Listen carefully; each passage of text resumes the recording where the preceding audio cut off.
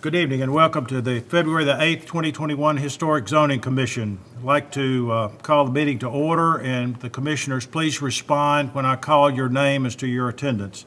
Kelly Baker. Susan Besser. Brian Laster. Nick Mann.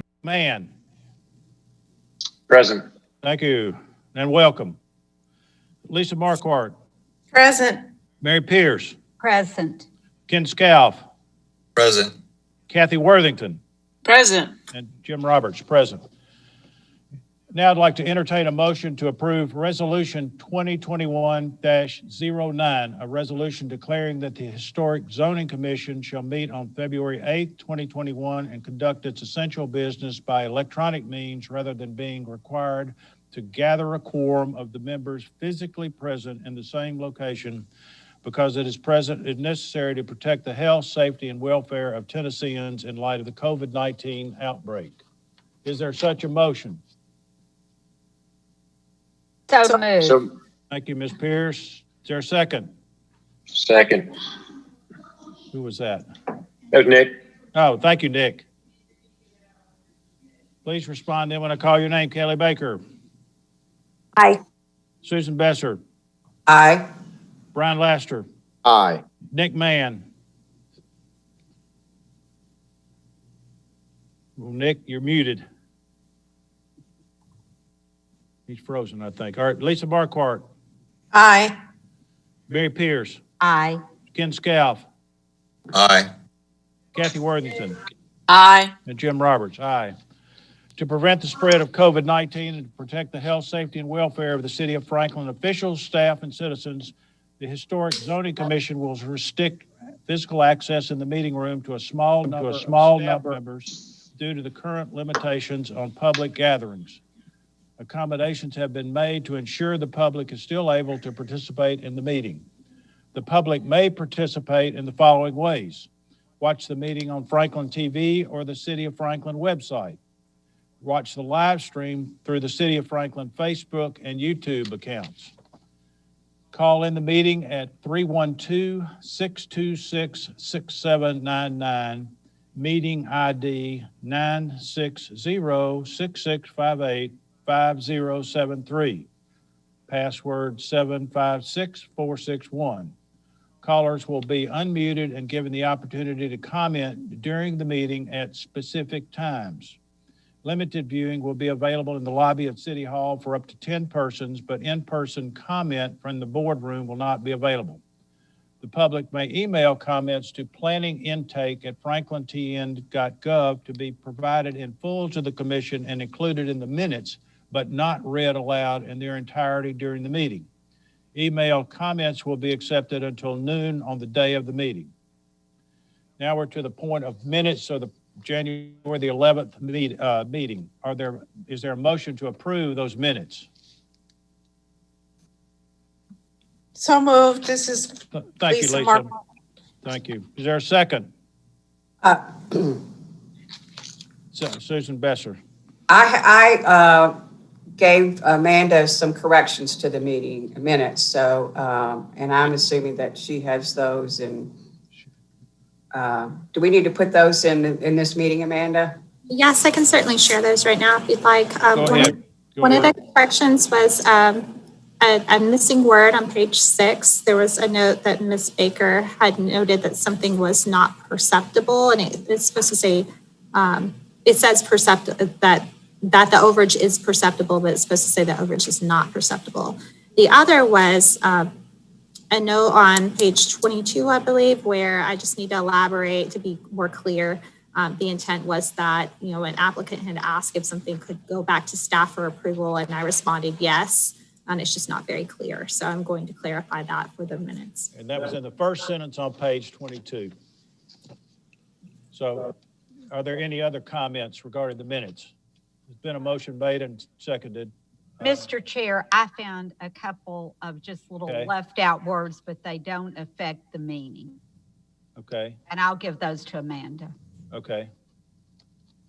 Any other comments on the minutes? Then please respond when I call your name. Kelly Baker. Aye. Susan Besser. Aye. Brian Laster, Aye. Nick Mann, Yes. Lisa Marquardt, Aye. Mary Pierce, Aye. Ken Scalf. Ken Scalf. Sorry, aye. Thank you. Kathy Worthington Aye. and Jim Roberts, aye. Okay. Flip my page here. Okay, are there announcements from staff? Yes, thank you. I would like to remind everyone that we have design review committee meeting, our regular meeting this coming Monday, February 15th at 4 o'clock. That meeting will be via Zoom, and I will send the connection information as soon as I finalize the agenda. It looks like we have 4 to 5 items on the agenda. I also wanted to remind everyone, we also have a special design review committee meeting scheduled for Monday, February 22nd. That meeting starts at 4:30 p.m. and that will be specific to the ongoing historic district design guidelines update. We will be talking specifically about enclosed additions and any sort of changes or updates we'd like to make to the guidelines section relevant to those. If you have any questions about that, feel free to contact me. I'll probably be providing you something next week in relation to that. Thank you. Thank you. Are there any non-agenda items to be placed on the agenda? And hearing none.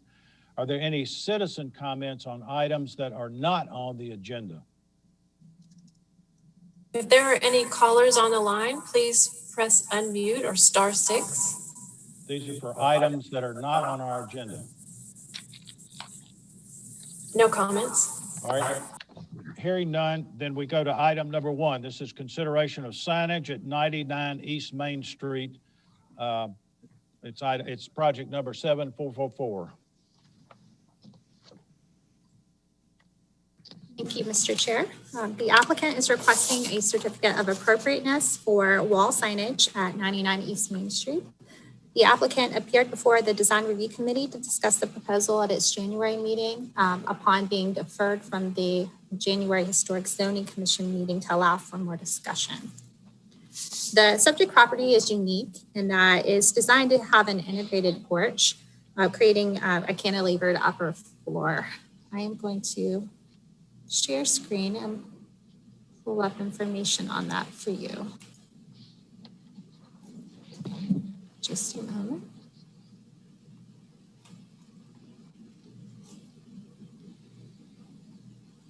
I'm sorry, I pulled all these files up and now they are not showing to share.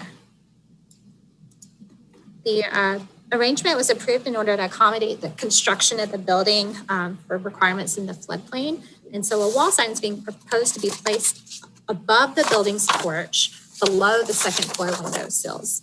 The sign is rectangular in shape and is proposed to be centered above the storefront entrance. And again, I'm trying to pull that up.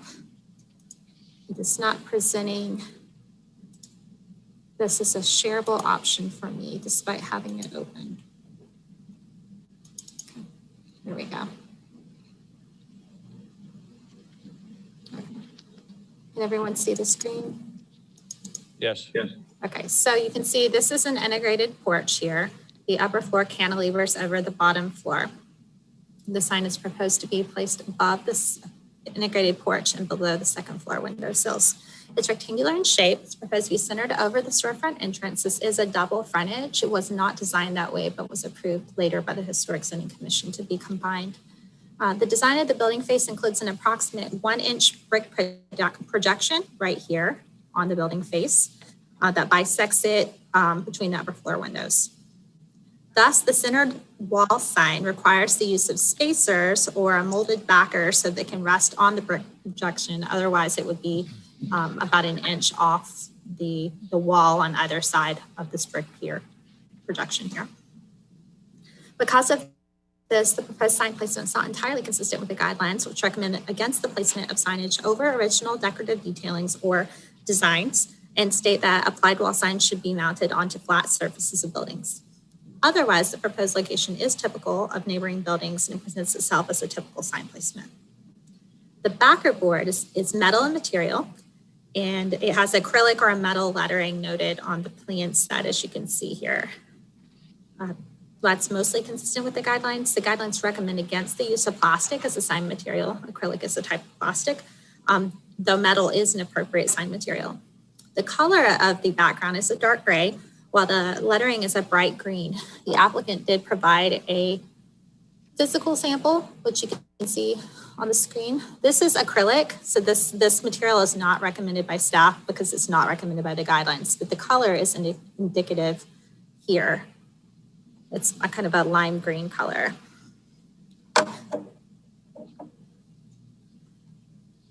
The color of the background, again, is dark gray. The lettering is the color I just showed. The proposed coloring is not entirely consistent with the guidelines, as the guidelines would recommend that one utilize a darker background than the lettering and that the sign colors complement the colors of the building. The building is a darker red brick tone. It has multiple shades within that of darker hues. The use of a darker green shade or other muted tone found within the building would be more in keeping with the building colors. The wall sign itself measures 2 foot 8 inches by 12 inches, or 12 feet, excuse me, 12 feet here, 2.8 here.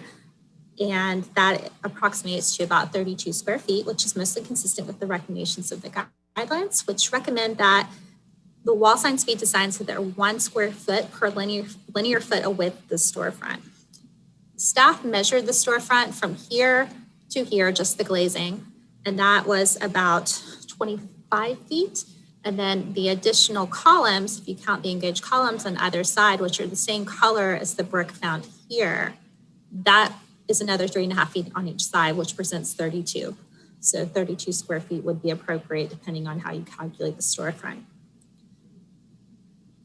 The guidelines also state that that lighting should not be obtrusive.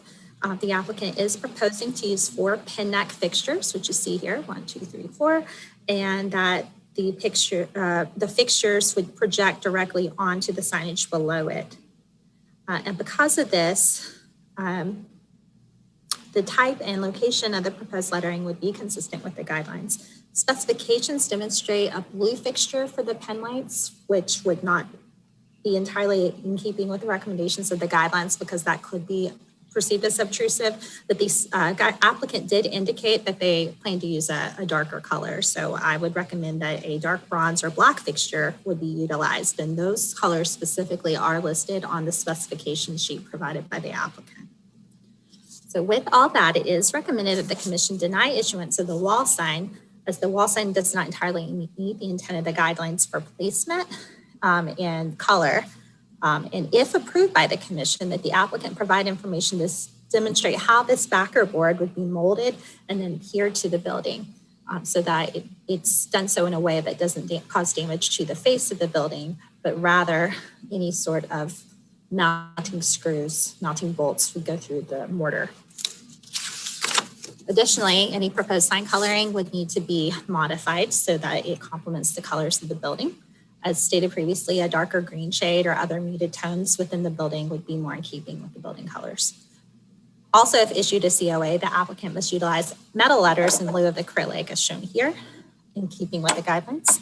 And it must apply for and receive a building sign permit from the City of Franklin prior to construction and work commencing. Thank you.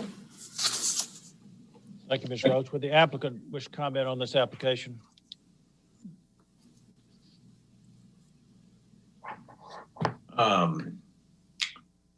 No, I don't think I have any comments necessarily. I agree with what Amanda said on the pin lights. We tried to get rid of these big gooseneck lights. That was the general consensus of what the board had said. So, but they're obviously not going to be blue. They're going to, I think we're going to match the storefront to them. So they should be very, not very noticeable at all. So no, I'm just here to, it's not going to be that color. I think we noted it's going to be bronze, dark bronze to match storefront. So I'm here to answer any questions. Okay, thank you. Are there any citizens which comment on this application? There are no citizens on the line. Thank you. Then would the commission please make a motion so that we can begin deliberation? I'll make a motion. This is Lisa Marquardt. All right, To deny issuance of a certificate of appropriateness for the proposed wall signage based on staff analysis and recommendations dated February 8th, 2021, as well as page 121, number 30 of our guidelines. Thank you. okay, is there a second to that motion? I'll second that, Mr. Chair. This is Susan. Thank you, Susan. Okay, all right, comments, questions? I'd like to comment if I could. Okay, go ahead. Okay.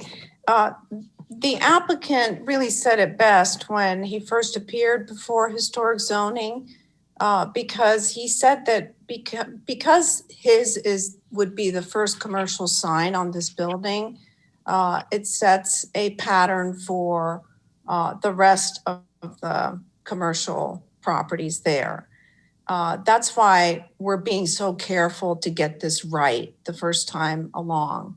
And because of the height of the building, as well as the angle of the building, this signage, I don't think is appropriate because it does not complement the adjacent buildings. According to our guidelines, the signage should complement adjacent buildings. The adjacent building that I'm thinking of course, is Harpeth Square across the way. And if you look at those signs, all of those are much lower in height. And I believe that even though it's a little extraordinary to put a sign on a transom, we do find that in historic Franklin. We find it also at the Cucinello's, I think, the restaurant across the way. So according to the guidelines, I think we should reconsider a different placement. Thank you. Other comments? Mr. Chair, this is Susan. Okay, Susan. I had asked the applicant to have he's photoshopped the sign onto the building. And I appreciate that you did that, Mr. Retson. It really does help us to see that. I think in moving forward on this whole line of buildings that we need to keep the signage very quiet. And I think the color, excuse me, I think the color either needs to go to a green that's a softer green, or it needs to be more monochromatic, maybe do it in two tones, something, two bronzes or something. But I think that it's going to be really important that we look at the coloration on these signs because it's the gateway to the city, essentially. So I appreciate Ms. Marquardt's comments in terms of how important this is to look at this, how this is coming across. Thank you. Other comments? Mr. Chair, I've been looking at buildings as similar as I can find to this all day. And I do think that the color is what is going to matter the most because there's going to be quite a few storefronts down through here. And I do not believe that green is going to work. I think it can work on the door decals. It can work on the sign below the canopy. But on this front facade, I think that we need to go with something that is very classic, like a over your shoulder is a bronze city sign, looking sign with the kind of soft gold lettering. I think there's a number of color combinations, but I think we've got to go to something classic and stick with it for each of the businesses, putting a sign in this location and have the individuality come out below the canopy. Thank you. So I wouldn't support it as submitted, but I would support it with an amended color. What if the color were white? Mr. Chair, can I speak to that? Yeah, go ahead. I do not think a dead white is going to work. I think if you got into more of a cream mortar color, that would work.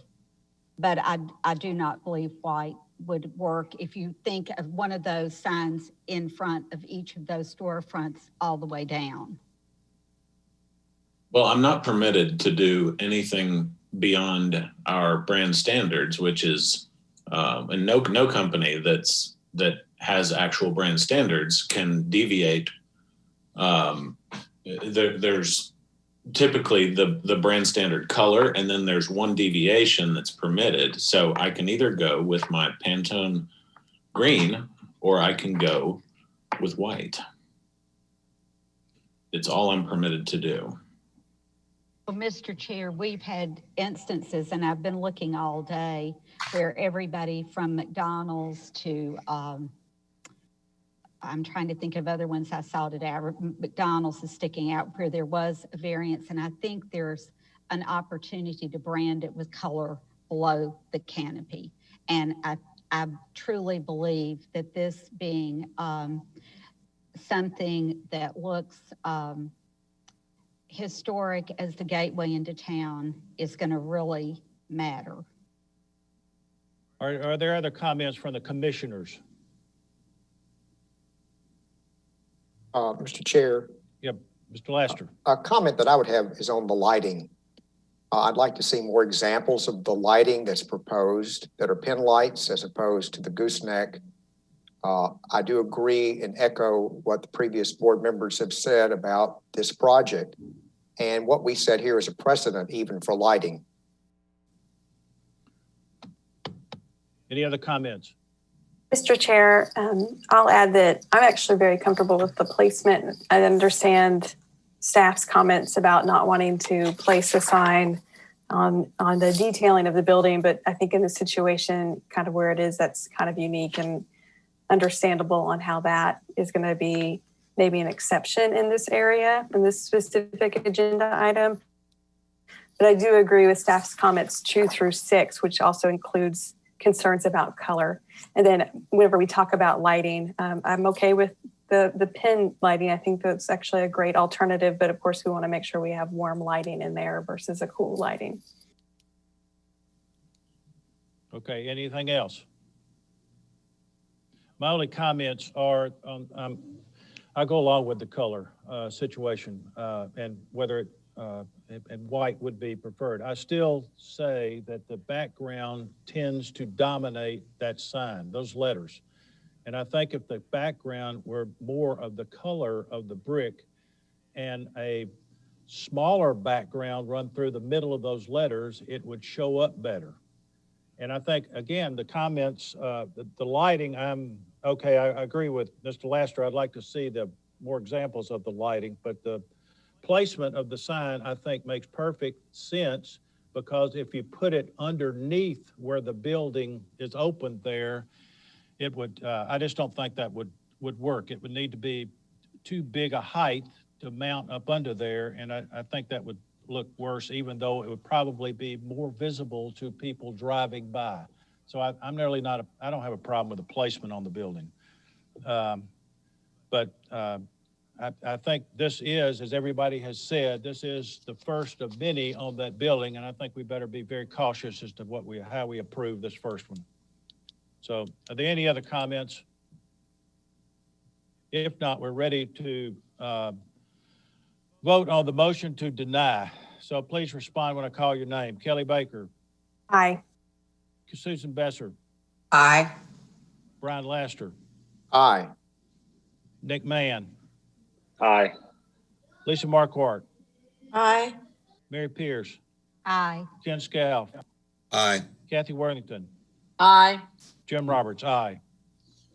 Okay, we've got the motion to deny then. Are there any other motions on this one? Any other comments from the commissioners? Otherwise, we'll go to item 2. Consideration of alteration siding replacement at 309 4th Avenue.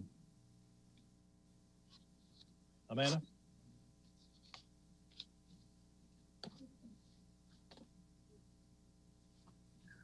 I'm sorry? I keep having a number pop up trying to enter, but over and over. I see that.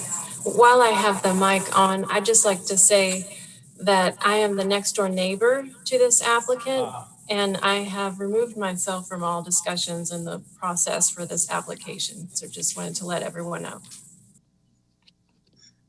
Thank you, Ms. Dannenfelser. Ms. Rose? Thank you. The applicant is requesting a certificate of appropriateness for the replacement of siding on the accessory building located at property 309 4th Avenue South. I'm going to share photographs of the property. There's one in particular. The applicant is requesting to replace the siding wholesale. The single-story accessory structure includes a building portion that was constructed circa 1945, which is the section near the front that hosts the garage. The building is located to the rear of the property behind the dwelling. So the dwelling would be to the right of where this photograph angle is taken. The proposal includes the replacement of the existing wood with cement board, like a cementitious siding. The siding would have a 4-inch reveal and be consistent with the siding on the principal structure. The siding on the garage portion of the building is about 20 years old, and the siding on the cottage portion of the building is 40 to 50 years old.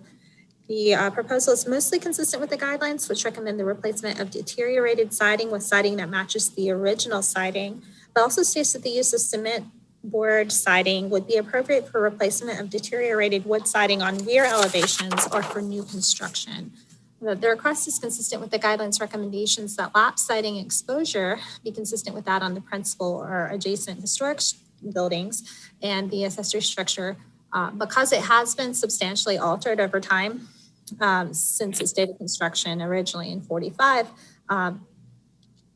and only a small portion of the historic outbuilding remains. The majority of the building is now modern, and because of that substantial alteration and the limited visibility of the structure, the proposed cement board siding is deemed to be appropriate based on the guidelines. And so it is recommended that the commission approve the proposed alterations with the note that they must meet all the requirements of the Building and Neighborhood Services Department prior to work commencing. Thank you.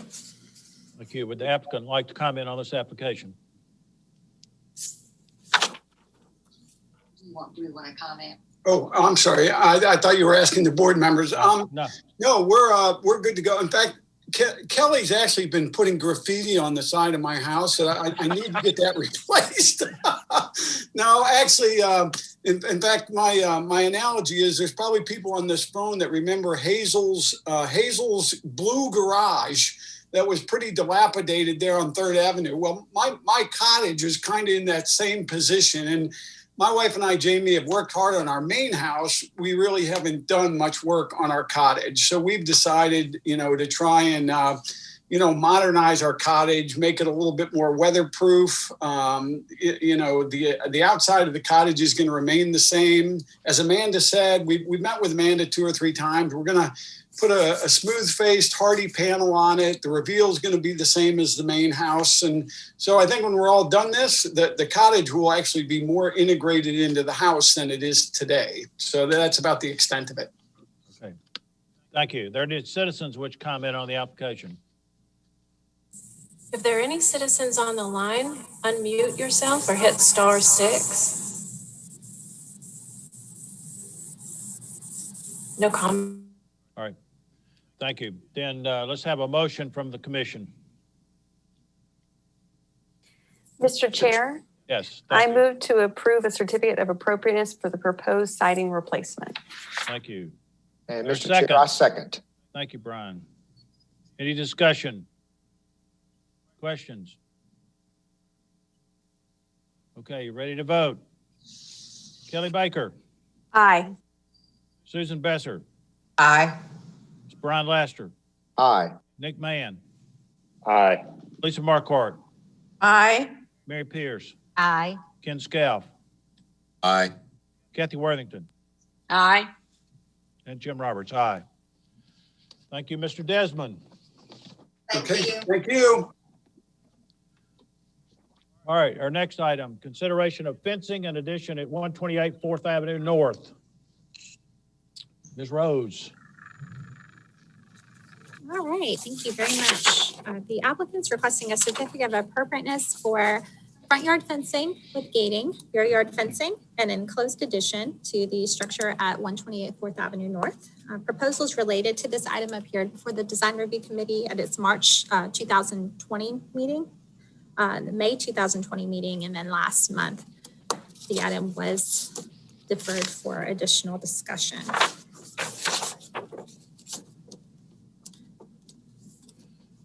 The fencing proposal includes the replacement of existing wooden privacy fencing along the western property.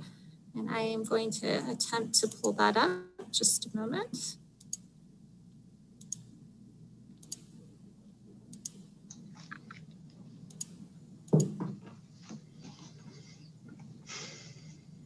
Sorry, my screen share is a little wonky.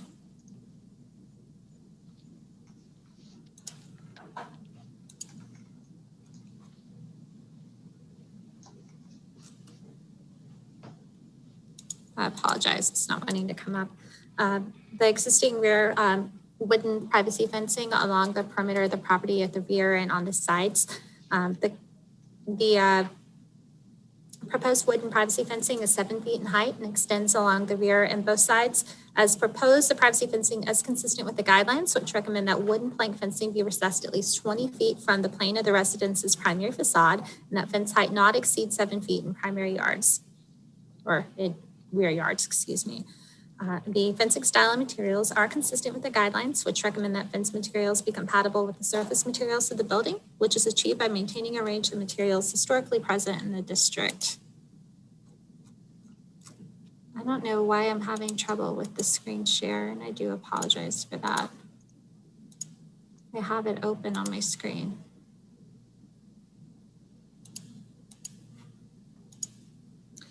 The second portion of the fencing application relates to the front yard.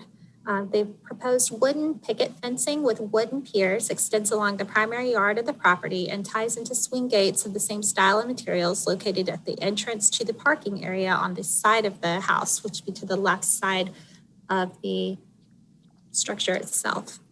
The fencing ties into a wooden pedestrian gate located in the front yard and aligns with the entrance to the house, and the wooden privacy fencing located on the side yard as proposed. The proposed wooden picket fencing is consistent with the guidelines for height at 3 feet and style, as wooden picket is the most common primary yard fencing in the downtown area and relates well to the architectural style of the building. The proposed swing gates appear to be consistent with the guidelines, but should also be configured to swing inwardly and not open into the public sidewalk. I believe that's the intent here. Again, just a moment, I'm going to try share screen again.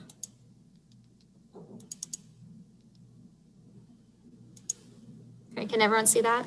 Yes. Yay, finally, sorry about that. So here you can see the site plan, the rear privacy fence is all along here. It stops 20 feet or short 20 feet of the front of the house, which is here. The picket fencing is proposed to go from here to here with a swing gate for the parking area and a pedestrian swing gate here.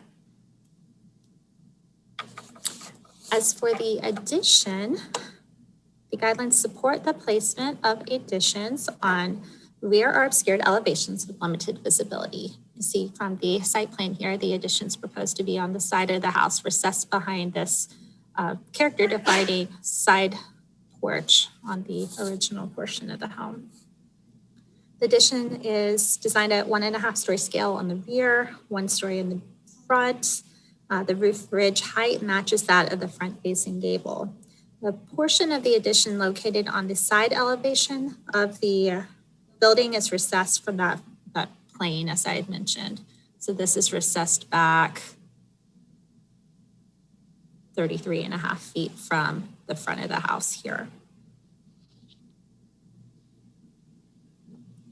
The guidelines recommend that additions be designed to be clearly contemporary yet compatible with the proportions, form, materials, and details of the building and be limited to no more than half the footprint of the original building.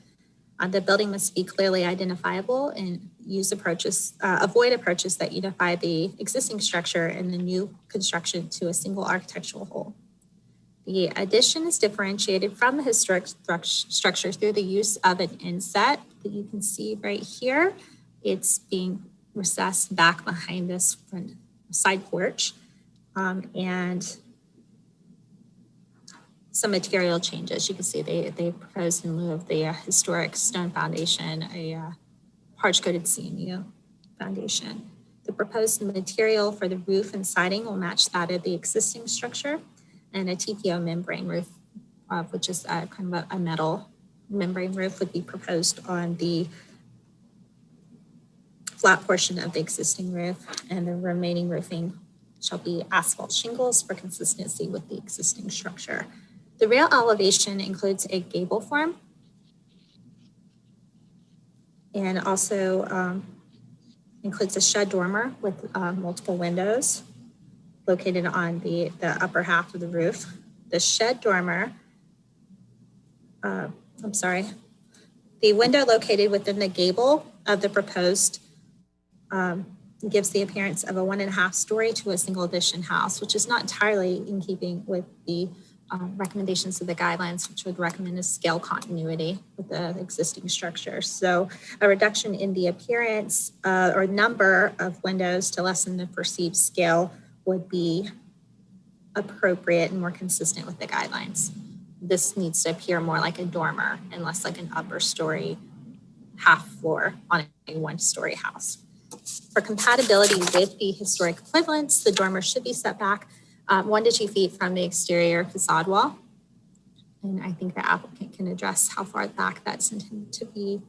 The proposed addition skylights, as you can see on the side elevation here, are in keeping with the guidelines as they recommend that skylights be installed in locations not visible from the street, and these shouldn't be visible from any public view sheds.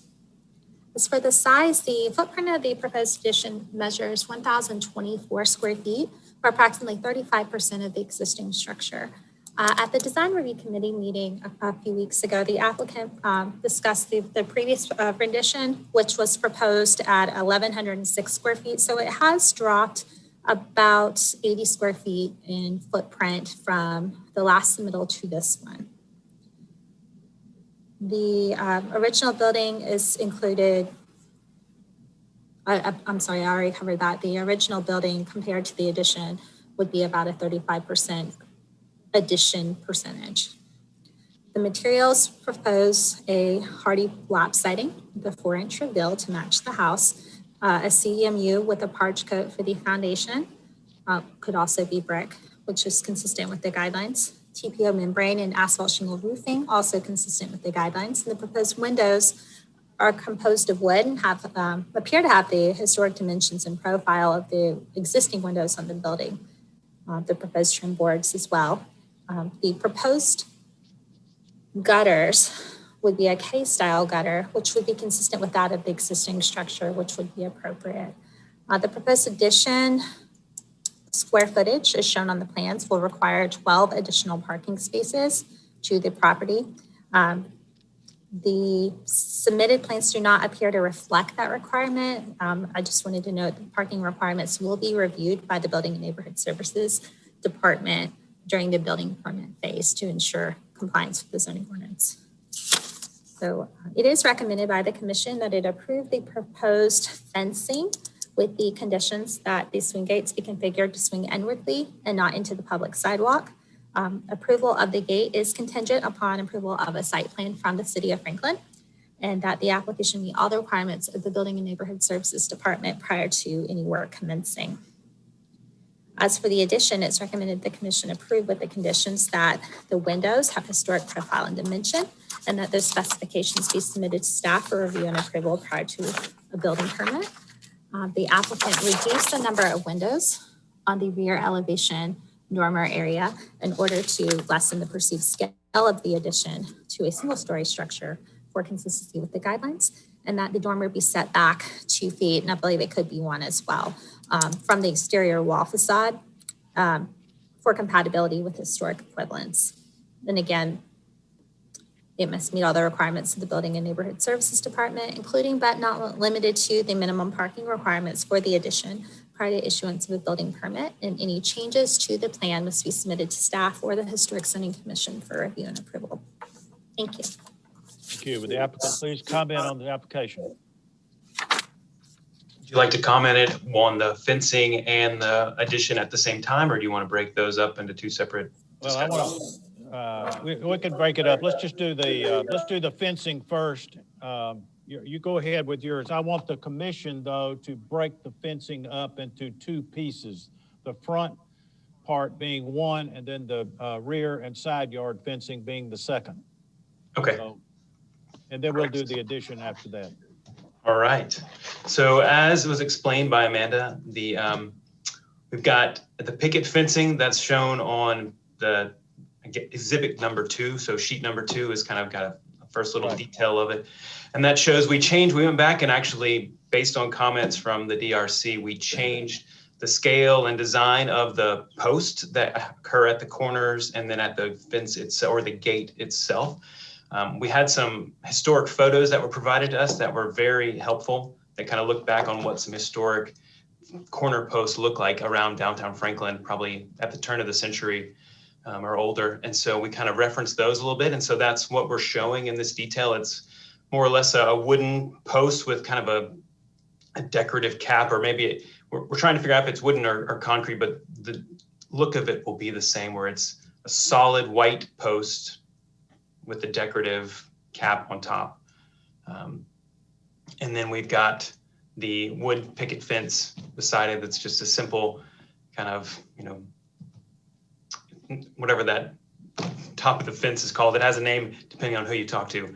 It's different, but the design is what we're showing right there. And so that's the idea for the front yard, and that will turn back the side yard, and it'll go back 20 feet behind the face of the house. And that at that point, it will transition to the taller fence. So this photo right here on page 15 that you're seeing is actually the condition of the current rear and side yard fencing on the property. So the bottom left photo shows the left side fencing. So between that and the house next to the left, the top photo is basically the hodgepodge of fencing that occurs along the back of the property line where there is a parking lot behind it. So we've got some CMU fence on the left side, and then it switches to a lattice, and then it kind of changes to brick again, and then it switches to lattice, and then it's just kind of brick again further down. And then the bottom right corner, you can see that's along the right side of the property, and some of that is old metal roofing, it looks like, and then some brick and some CMU. So it's really just kind of a collection of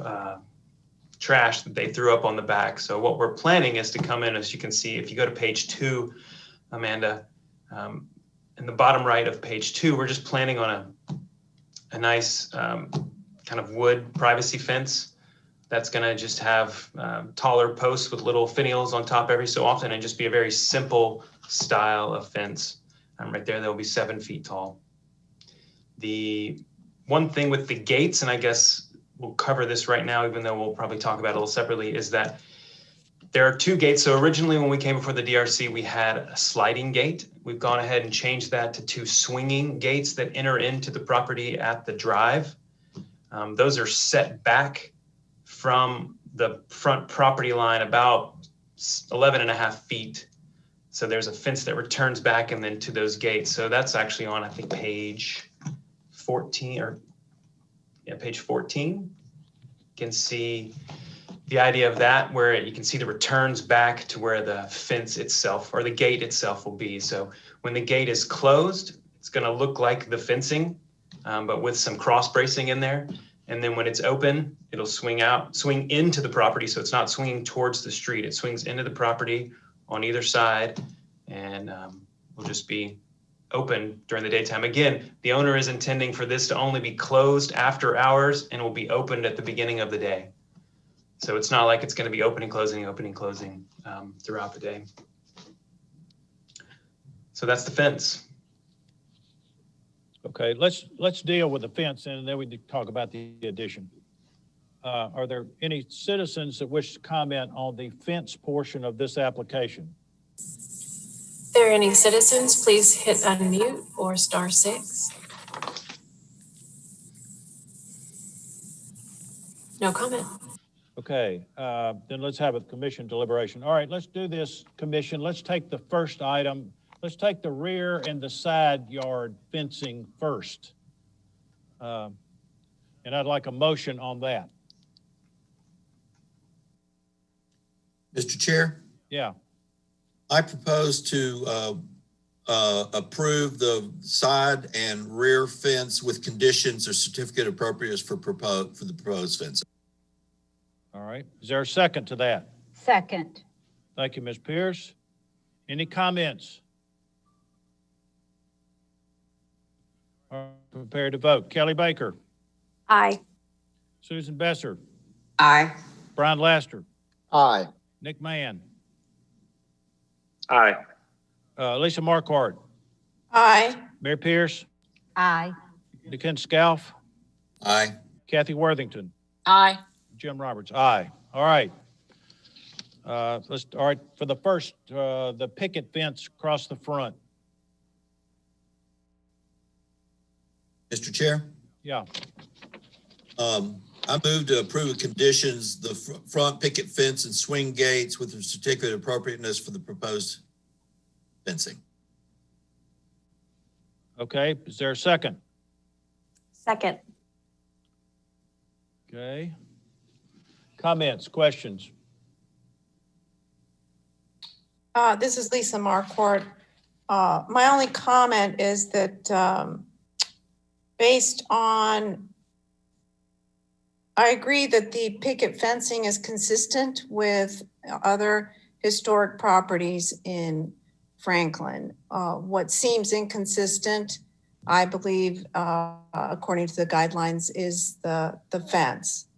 So I'll be voting no on this. And I'm speaking of the swinging gate, not the pedestrian gate. All right, so somebody else, any other questions, comments? Are we covering, Mr. Chair, the gates and the fence in this motion? Or are we Yes, taking them yes, separate? Yes, the whole Okay. thing across the front. Then I would like to comment. All right, go ahead. How many feet of fencing is that along 4th Avenue North in total?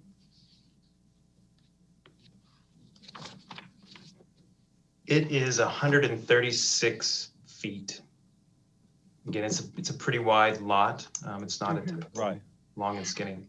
I am not comfortable with that much picket fencing. I was driving today. I happened to have to make an errand out on South Hall Road, and there's quite a bit of privacy gates down through there. And the way those are handled are with the gate being differentiated. So I feel like if to meet the intent of our guidelines and keep this in the character of downtown, because big gates like this were not anticipated in our guidelines, but we evolve. And there aren't any that I know of, except I know one place where there are some iron gates.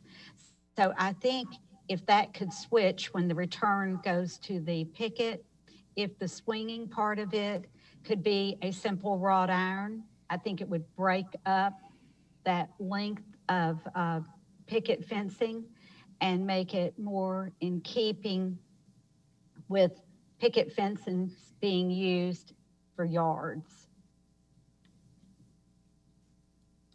Okay, let's get some other comments from commissioners, and then we might come back if you feel that way on an amendment. So Any this other is comments? Yeah, this is Nick. Okay, Nick.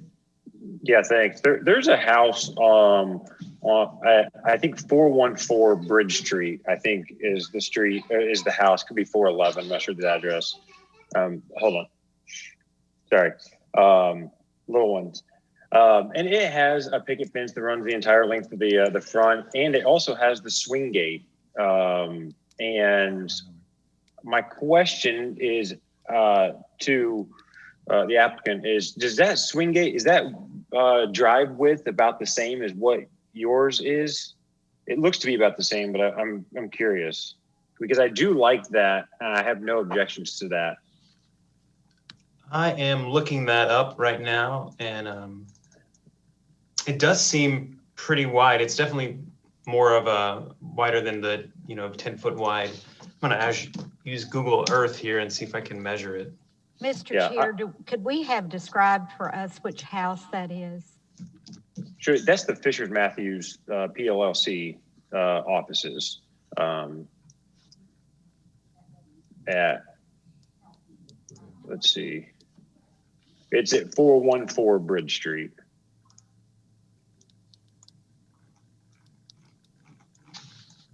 I think I know. I'll share screen. I believe I have the right one pulled up. Just a minute. Is this the property that's located next to Taylor Burton's dentistry office? Yes, sir. Perhaps. Yeah, that's it. That's the one right there with the tan fencing. And if you walk down the street just a little bit to the, when you're looking at it right now to the right, you'll see there. Oh, too far. Yeah, it's not letting me go kind of slow. Trying to get to the driveway. I believe this driveway is not quite as wide as what's being, what has been approved for the property, the subject property, but.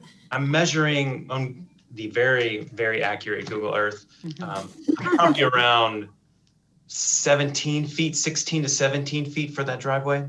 And we're at 20. Yes, that's correct. Just slightly. Sounds about right.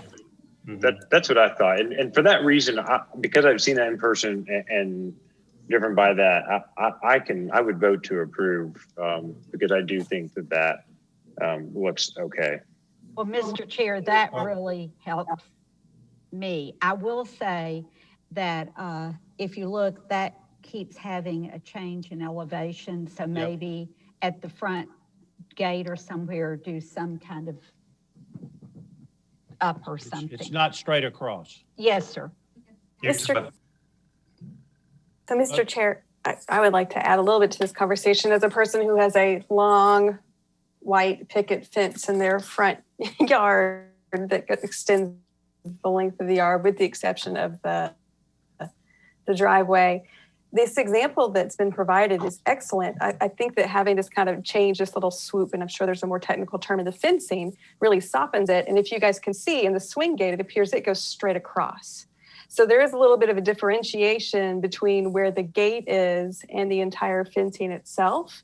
And I think that it helps sort of soften it while also giving some differentiation to the yard. You know, as a person with this white long picket fence, I think this would be preferable to what I see in my yard. So I know you guys are familiar with my house on Fair Street. I think that would actually do the bit. Ms. Baker, you cut out just a little bit, but I did want to add that I believe just looking at this, that the total, the height of this fence is shown on the screen here is 3 feet, and the scallop introduced does make the overall height of the fence a little lower because it would cut down several inches to achieve the scallop. So I do note what you're saying there. Okay, anybody else? May I make a comment or as the applicant? Let's see if we've got any other commissions that wish to comment. Mr. Chair, this is Susan. Yes, Susan. I love the example that you found, Nick. I think it really gives you a great option, and it would actually make this more decorative in feel, and I think add to the property and complement the house. Thank you. All right, other comments from the commissioners? We'll come back to Mary. Do you still, based on looking at this other example, you still would like to comment on the gate? I am so excited to see this example. I think it looks totally appropriate if those are the parameters of the project. Well, I am too. Because without that example, I would bid against this because I think the picket fence as shown takes away from the great renovation work that has been done on that house. And that was my biggest concern. But I think this example that you've got, if the applicant and the owner would agree to mirroring that, then we've got a possible solution. Are there any other comments then? From potentially the applicant? Yeah, from you. Well, I'll take from the commissioners first, and then I'll come back to you. All right. Okay, go ahead. So I guess I have two comments and a question. One for Amanda Rose. From a historic standpoint, Amanda, does a kind of scalloped fence fit in with the Queen Anne style of the house? Does it match that that look, I guess, from a period and a stylistic kind of thing? I don't disagree that the scallop is a nice look. I'm just not sure that it's consistent with the historic style of the house. I would need to do a little bit more research to feel more confident in answering that question. I do think that Queen Anne's tend to have more detailing, ornate detailing than a lot of homes. I would call this one a more vernacular version of a Queen Anne, however. So to your point, I could see how that it could be, it could seem a little embellished, but I do think that the example that was provided was good in providing some visual understanding of the implications of the entirety of the fence on the property. And perhaps it's a good example for implementing scallops, but maybe not to the same extreme or the same level of detailing for the subject property. Okay. Do you have access to some of the photos that are historic that we've referenced in the past? I think via email or anything like that, or is that something I would need to provide separately? I don't have those open at the moment. It might take me a while to get those open to screen share. I mean, I do have them in my possession, but so depending on how the applicant chooses to move forward, I would, or I'm sorry, the commission chooses to move forward. I assume that the commission would feel comfortable with you working with staff in order to finalize a final design if that's how they make a motion to move forward. Okay, having heard that, is there someone that would like to make an amendment that the picket fence as designed and submitted be amended to mirror the look of the house on Bridge? I'm not sure. This is Lisa Marquardt. We're not saying that the fence should mimic that. Well, I misstated. Correct. That it be in the same idea as that fence on Bridge. Okay, thank you. If someone would make such an amendment, probably. I will try to make an amendment, Mr. Chair. Thank you. That the fence and swing gate be approved with modifications to the design, working with staff to do a Victorian appropriate fence that breaks up the length of it in some fashion with inconsistent height of pickets. I think that would leave some room. I just, with the pickets going, I don't know how to say that, being at different levels, that the vertical be at different levels. I've just pulled up several Victorian fences on Pinterest, and there are always, several ways to skin a cat. So I think just having the applicant work with staff would make me comfortable, and that's the intent of my amendment. Or is there a second to that amendment? I'll second. That's Lisa Markwart.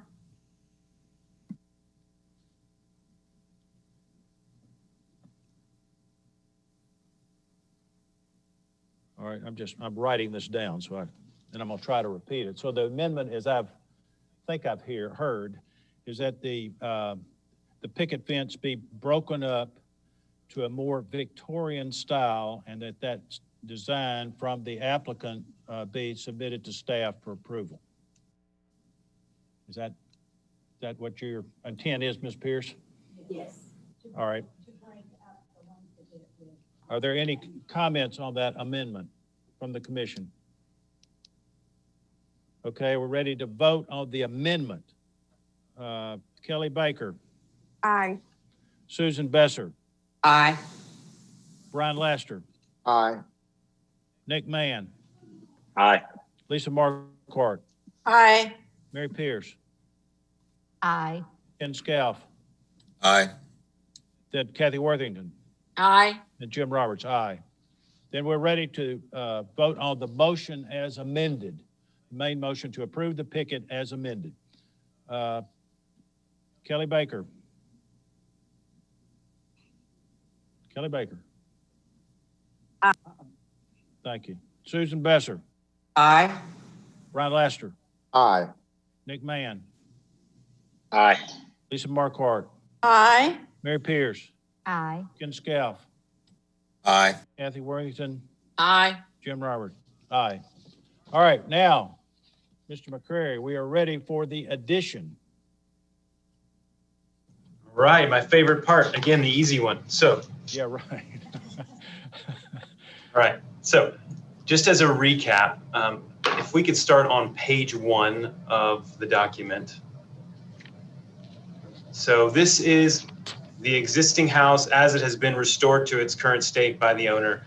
I think the things I wanted to talk about here were specifically how the addition or the rear of the building currently looks. So we talked a lot last time during the DRC and the HCC previously about the flat roof. So in the top right photo of this image, you can see how the rear of the house, it's pretty much a very massive flat roof that extends along the back of the home. And there is this kind of odd little parapet that hops up here on the left side of that, which causes the house to have a taller profile from the side. But again, from the back, it's just a very simple, it's really kind of smoke and mirrors there with the way it looks. And you can also see in that picture below it on the bottom right, you kind of catch a little bit again of how that parapet looks with just a flat roof across the entire back of the house. So it's kind of an odd thing as it stands. And then, so we wanted to talk about the addition and how, again, it's compared to the overall footprint of the building. So if you want to go to the next document. So again, it's an L-shaped addition. It only extends out, and I'm gonna keep hopping around, but can we go to page 3? Yeah. So an L-shaped addition, the overall existing house is 51 feet 4 inches wide. The addition that we're adding on is 19 feet 10. And again, it has step backs in it and the roof lines change. It's a really very simple addition. It's kind of a simple hipped gable almost that comes out and then just steps down. So from the front, it's very minimal and complementary to the existing house. Again, we're back 33 feet 4 inches from the face of the existing home. And again, that's back roughly 12 feet from the sidewalk. So, we're getting back, we're almost 50 feet back from the sidewalk, the property side of the sidewalk to the face of the addition. So it's way back in the yard. And again, this property is unique in downtown Franklin in that it's a much wider property than it is deep. So again, we don't have a lot of room to go back. We have about 15 feet maybe to go back on the addition, but we've got, I think around 35 feet on the side. So again, that's that bit of the addition. Again, and talking about the rear of the addition, and sorry, I keep hopping around, but this one thing I want to point out on this image you're looking at, Amanda, and all of these, we've tried to dash in where the existing structure is right now to show you kind of where the addition is expanding beyond that. So you have a reference point of what was there what's being added, because I think sometimes this is a little misleading. It looks like this huge thing is being added all new, and that's really not how it's working out. So I think that is a good reference point to kind of understand what was there, what's being added. On the second floor on the back, well, not second floor, but that upper story, we've already, based on from past submissions, we've reduced the size of the windows up there. We've made them much smaller to make them feel kind of like attic windows, and not the size of the windows like you would see on that first floor that are there. We've tried to gang them together. We got rid of the gable or the gabled dormers.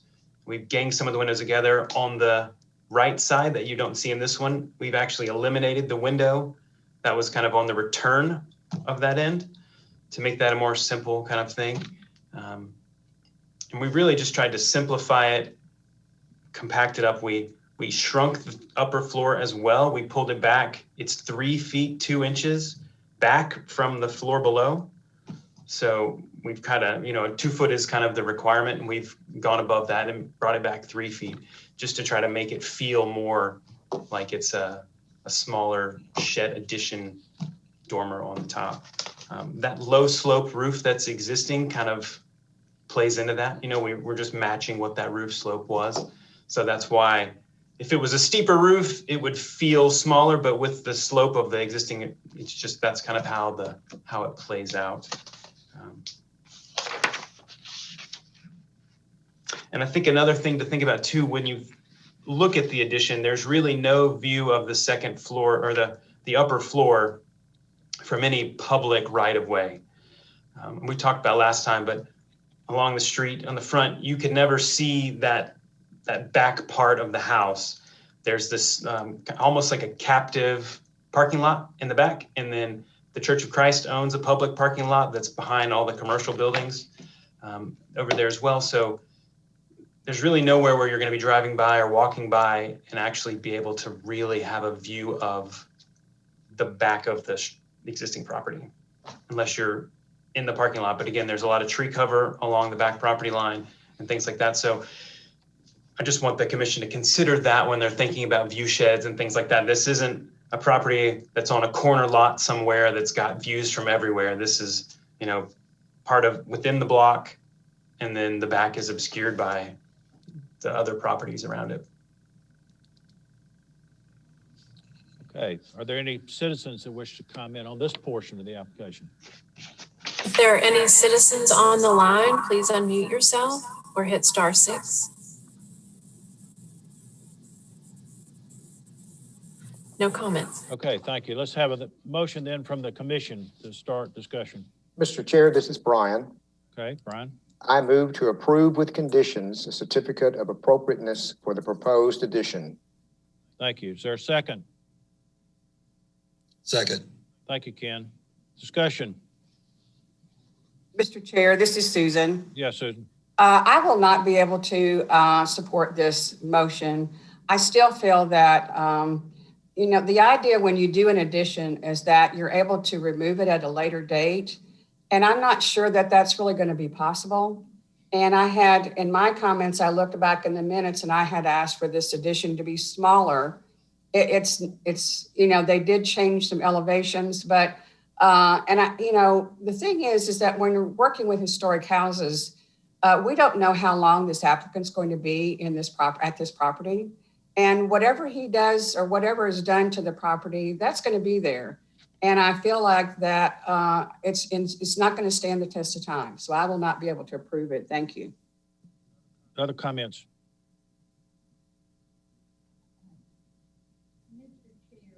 Mary, you're muted. On the drawing, it looked like there were no steps on one of the doors, but I'm just assuming that's a computer oversight. And then can we get, I wanted to look at that front perspective one more time so I'm seeing it. But on the rear, it was the rear drawings. There, right. Do you see where the on the right, the 6/1 windows are, that door? I can speak to that. That's where the ramp's going to tie in. Okay. Okay, and then the other comment, I've been looking at the parse coding downtown and or on projects we've approved, and I would amend the motion to put brick foundation approved by staff on the addition. I would make that as an amendment. Brick foundation on amendment, okay, on addition. The parse codes are getting dirty looking, and I think the brick's quieter. Okay, is there a second to Mary's amendment motion? Don't hear one. All right, other comments? Mr. Chair, I'd just like to say that I'd like to commend the applicant for working with the commission to reduce the way it looks on the front with reducing the number of windows. I think it does help with this project. I know that currently the square footage is within our guidelines, and that's one of the reasons I'm supporting it. All right, thank you. Any other comments? We ready to vote on the motion then to approve this addition as presented? Kelly Baker. Aye. Susan Besser. No. Brian Laster. Aye. Dick Mann. Aye. Lisa Marquardt. Aye. Mary Pierce. Aye. Ken Scalf. Aye. Kathy Worthington. No. Jim Roberts, aye. All right, thank you. That is 1, 2, 3, 4, 5, 6, 7 to 2, Amanda. All right, we move on to item 4, consideration of alterations to previously approved new construction right elevation wall dormer at 149 Splendor Ridge. Chad Gore, applicant. Amanda? Thank you. The applicant's requesting a certificate of appropriateness for the alteration to the previously approved infill construction project at Lot 9, which is 149 Splendor Ridge Drive. The proposed alteration consists of the placement of a wall dormer at the nexus of the gabled form, side gabled form that fronts the street and the rest of the building. Let me pull that up for you. Okay, so here's the property location. It is to the right of the entrance of Splendor Ridge Drive. Here's the front elevation as rendered. And the proposal, sorry, let me get to it, is on the right elevation here. This is the section proposed to be added.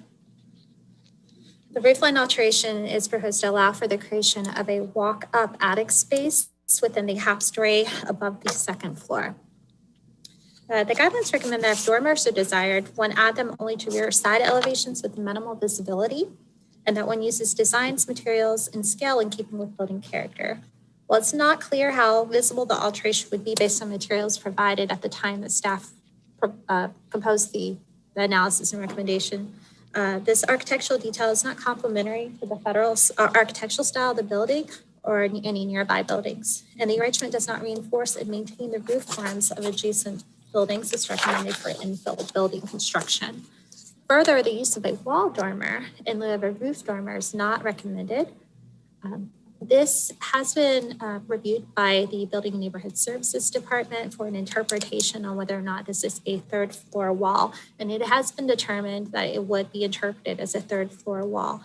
I want to remind everyone that if interpreted as a third floor wall or roof system, the application would not be in compliance with the conditions set forth with the development's preliminary certificate of appropriateness, which was approved by the Historic Zoning Commission in April 2018 to apply to the entire development, which states that the overall building heights would be limited to 39 feet from grade and to a 2.5 story scale.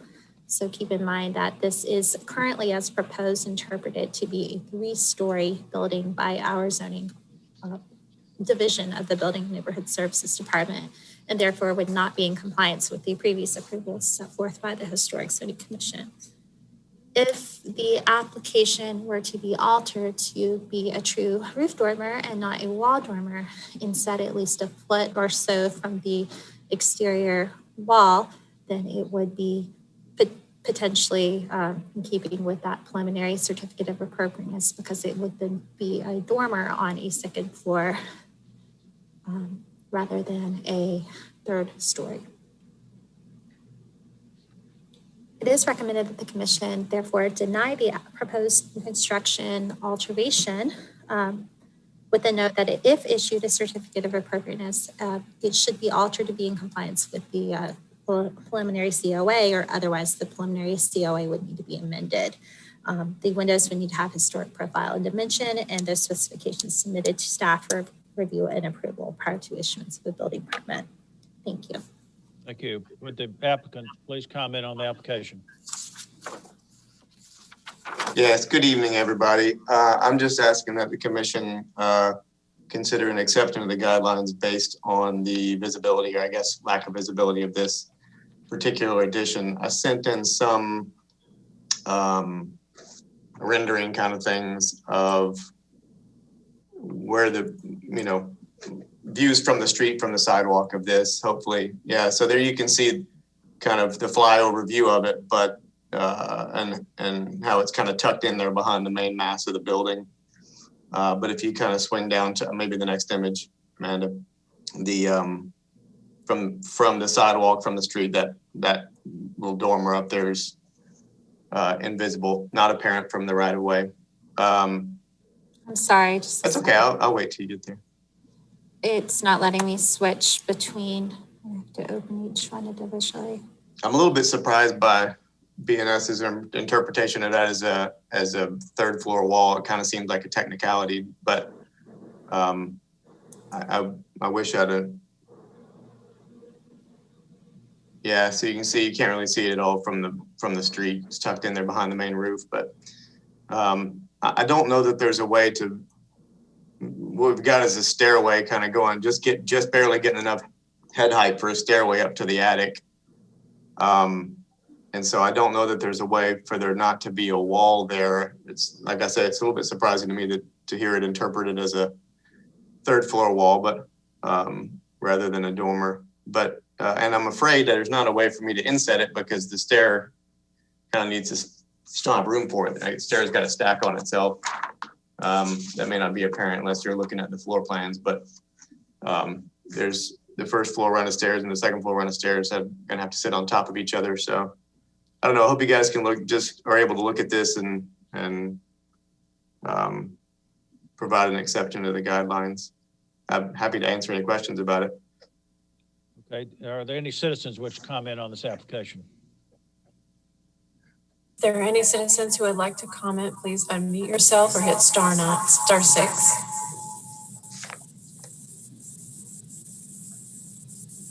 No. Okay, hearing none, then we need a motion from the commission.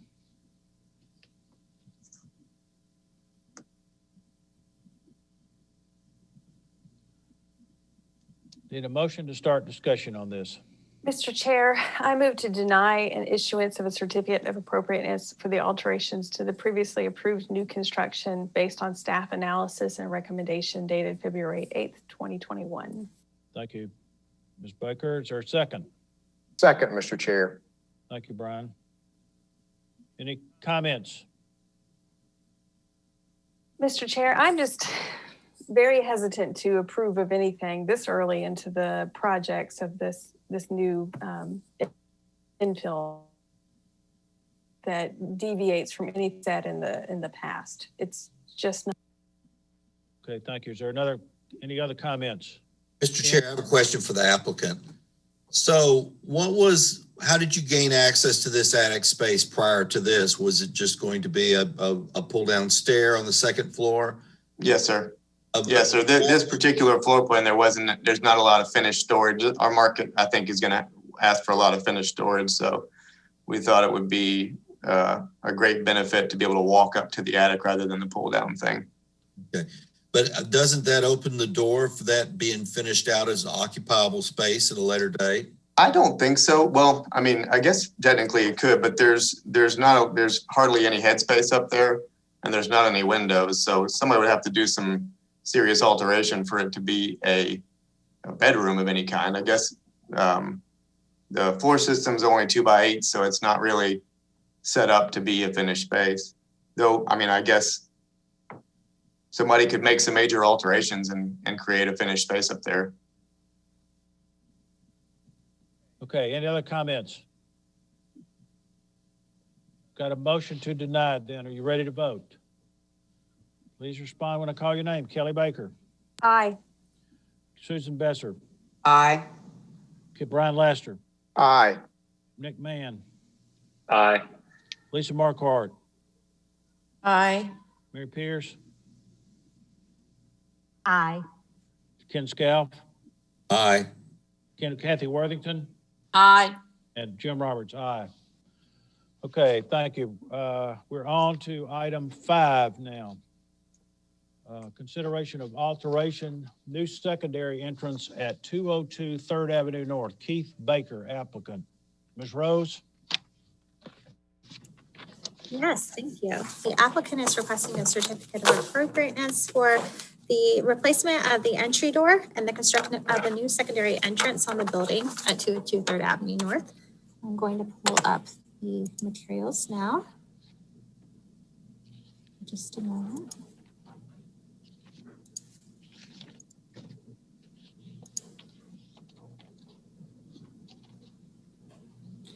It seems every time I try to share, something disappears. I have a lot of files open. I think that might have something to do with it. Well, worst case, I will pull up Google Street View. So the subject property is a non-historic infill building and a non-contributing structure to the historic district. The proposal includes the construction of a secondary entrance on the side that faces Bridge Street. The purpose of the secondary entrance is to provide access to the second story of the building without an exterior stairwell. It's a one-story building with a very tall attic area. So this would provide an access to it without providing a stair. The new door will be composed of wood and the entry will include stairs and a handrail. The applicant also requests to replace the existing metal door on the primary entry with a wooden door. The doors located at both the entry and the proposed secondary entry will be of the same style and material and will be in keeping with architectural style of the building. I'm sorry, I can't get this to pull up. While the guidelines for entrances primarily address historic buildings, recommend against adding new openings to primary or readily visible secondary elevations. The guidelines for infill buildings support the location of entrances on both street elevations. Though the proposed location for the secondary entrance is on a visible secondary elevation, the door is placed in an appropriate, less visible area. It's on like a return wall. And therefore the proposed location provides a little less visibility from the street than if it were on the main facade as facing the street. The proposed door style and materials are consistent with the guidelines and are appropriate options for both entrances. Per code requirements, the door would not be allowed to be placed without a landing included within the before the risers come down from the finished floor. So it is recommended that the commission approve with conditions the proposed alterations, with the conditions that the stairs be composed of concrete and the railing be composed of wood or metal for consistency with the guidelines, that a landing and railing design be implemented and submitted to the preservation planner for review and approval prior to issuance of a building permit, and that the application meet all the requirements of the BNS department, including the requirement for a landing per International Building Code. Any additional changes to the approved plan must be submitted to the commission or to staff for review and approval. Thank you. Thank you. Mr. Baker, would you like to comment on the application?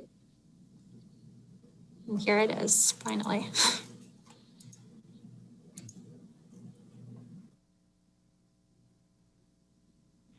Mr. Baker, I think you got Get you on the line here. Did you get me? Yes. Can you hear me? Okay, thank you. I've been having some technical problems over here. No, I think Amanda summed it up well. I'm just here to answer any questions you guys may have. Okay, thank you. Would any citizen would comment? There are no citizens on the line. All right, thank you. Then need a motion from the commission, please. I'll make a motion. This is Lisa Marquardt. I move to approve with conditions a certificate of appropriateness for the proposed door replacement and secondary entrance. Thank you. Is there a second? Second. Who was that? I didn't hear. It was Kelly. All right, Kelly, thank you. All right, questions, comments? Mr. Chair, my comment would be, I mean, this is an infill that was done before historic zoning. And I think there's an opportunity to let the door on the side entrance read as a secondary door and differentiate it from the front door of the house instead of doing two doors exactly alike. So I would offer the amendment that be a goal and come back to staff for approval. That it be a what? That there be on the side entrance, Right. a secondary style door differentiated from the front door to give a front door with more standing and a secondary design, two different design doors. All right, is there a second to that, to Mary's amendment? I'll second. This is Lisa Marquardt. All right, design different from the front. All right, any other comments on the amendment? Mr. Chair, this is Susan. Yes, Susan. Could we see the front door? Do we have a picture of the front door? We do have somewhere. Amanda can pull that up. Just a moment, please. This was an application reviewed by my colleague. I'm trying to pull up the materials. I know, I saw. We do miss our Miss Kelly Gibson.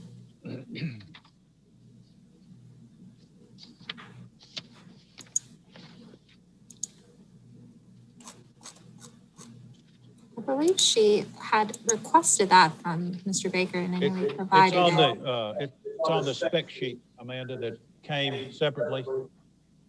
Oh, I see. She included it that way. I don't know if I'm able to share that or not. Let me see. Susan, it's on that spec sheet. It's dated January 27th. Okay, thank you, Mr. Chair. Thank you. I'll still continue to try to find that in the materials. Oh, I see. It's a Word document. Okay.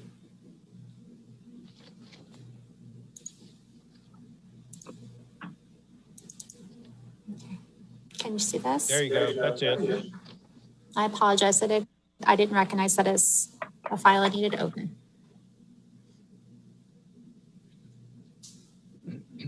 So as you can see, the change to the proposed door is more in keeping with what would have been recommended if this building were to have been approved under historic zoning. Mr. Chair, and I'm guessing that the applicant would want some glass in both doors, and I would concur with that. That would be preferable. Okay. All right, we've got a amended motion, amendment to the motion that Mary's made and Lisa seconded, that the secondary door be designed differently and submitted to staff for approval. Is there any other conversation on that?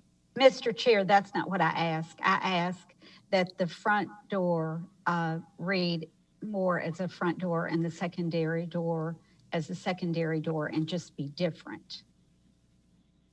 Okay. And be different. Okay. Two different doors. I've written my notes that the secondary entrance should be changed to give the main entrance more standing. And that's what I heard you say. Okay. It may be what I'm saying. It's not what I mean. What I mean is that the front door be more like the door that's there with all the glass cut out of each one, that it be something that looks more like a front door. If he wants to move the side door to the front door, then make the other door more of a cottage style looking door, but give the front door of the house a door that is more prominent. More prominent. Yes. Thank you.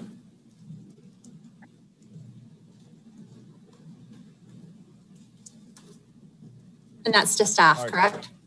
Yes.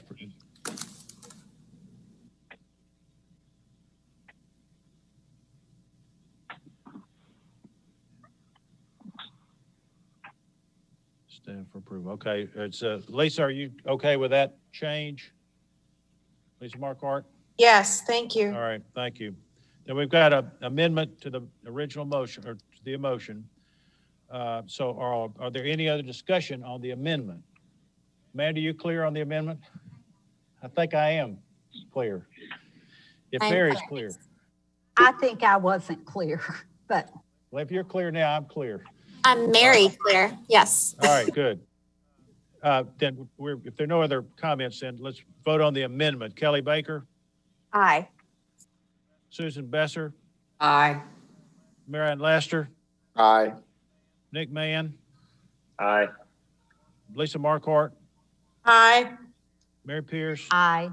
Karen Scalf, Aye. Kathy Worthington, Aye. Jim Roberts, aye. All right, now we're back to the main motion as amended to approve this application. Any other comments on the motion as amended? Then please respond when I call your name. Kelly Baker, Aye. Susan Besser, Aye. Brian Laster, Aye. Nick Mann, Aye. Lisa Marquardt, Aye. Mary Pierce, Aye.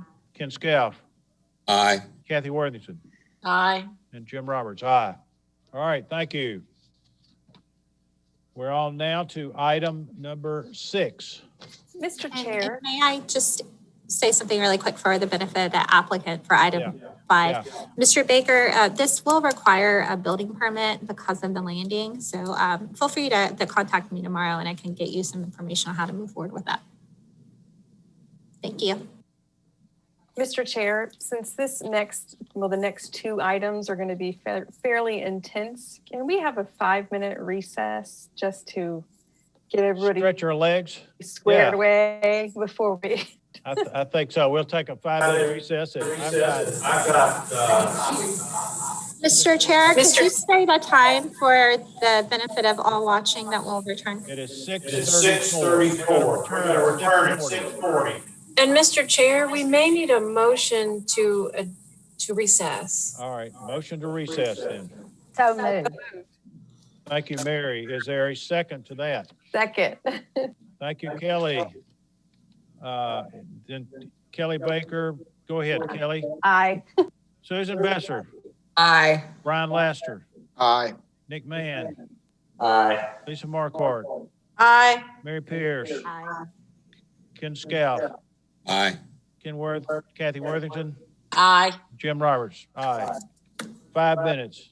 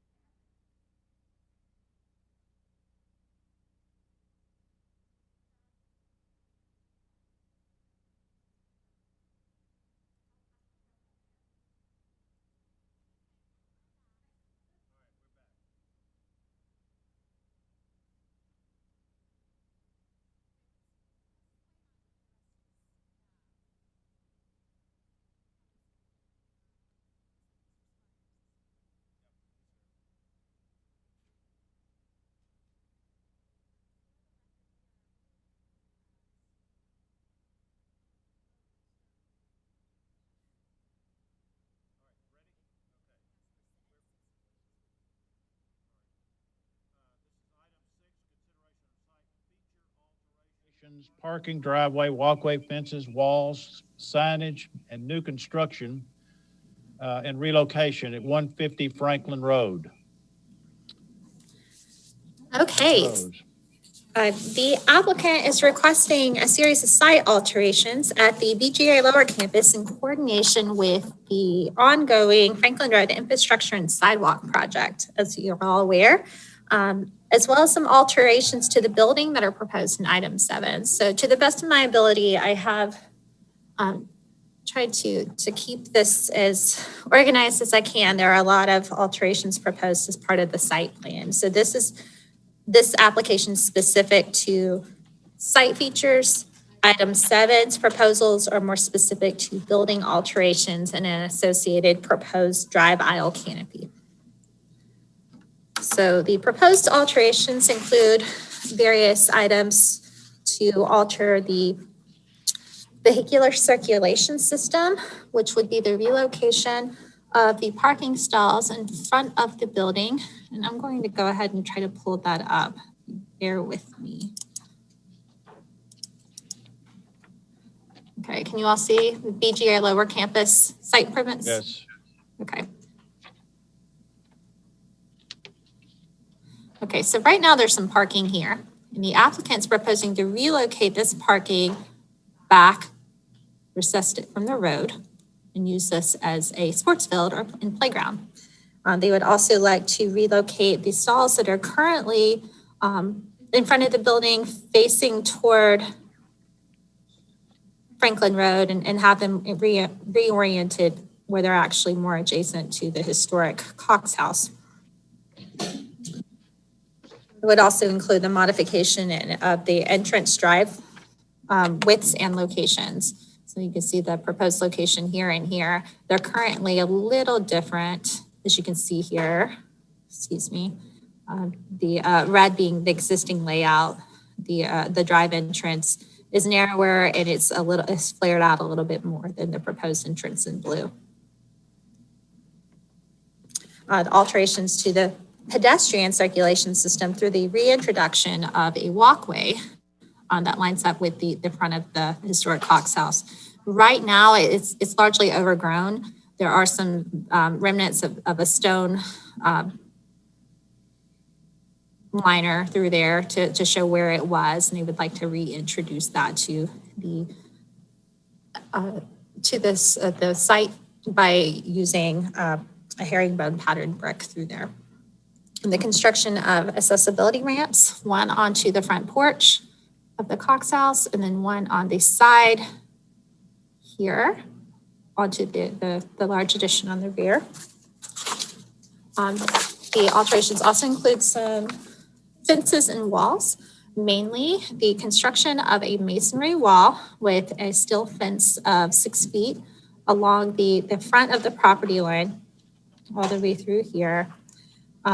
Recessed from the property to accommodate a city easement located through there. So you can kind of see where it's drawn in through here. The introduction of operable gates at the location of the drive aisles in this pedestrian walkway. The construction of steel fencing 6 feet in height along the perimeter of the proposed sports field and playground area here. The installation of aluminum fencing along the northern property line through here to align with a pierced masonry screen wall that's 6 feet in height that would tie off the property additions corner here to create a outdoor classroom zone on the northern part of the property. There's also a couple accessory structure alterations and additions. So currently there is a greenhouse on the property that the applicant would like to relocate to the entrance of this sports field and playground. This is the greenhouse. They would also like to build what I would call an accessory structure pavilion at this location adjacent to where they're proposing to relocate the greenhouse.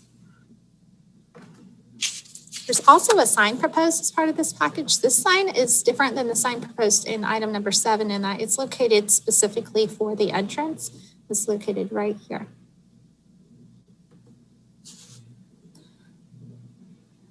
Okay, I'm going to cover the drive and parking and accessibility changes first to try to keep some organization to the discussion.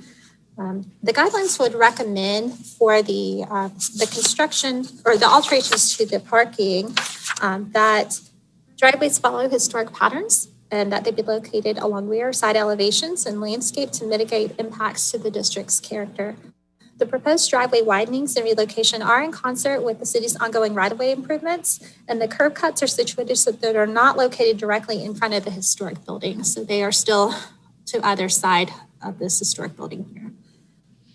The fencing and trees are proposed to soften the entrance and exit locations as would be recommended by the guidelines. As for the alteration to the pedestrian access located here, the guidelines would recommend that those original landscape features be maintained and that configurations be reinforced and that one, preserve and maintain them. New sidewalks and walkways should follow historic patterns of alignment, configuration, width, and materials. It appears that there was a stone liner. I'll try to skip to that page. There was a page that showed that, forgive me.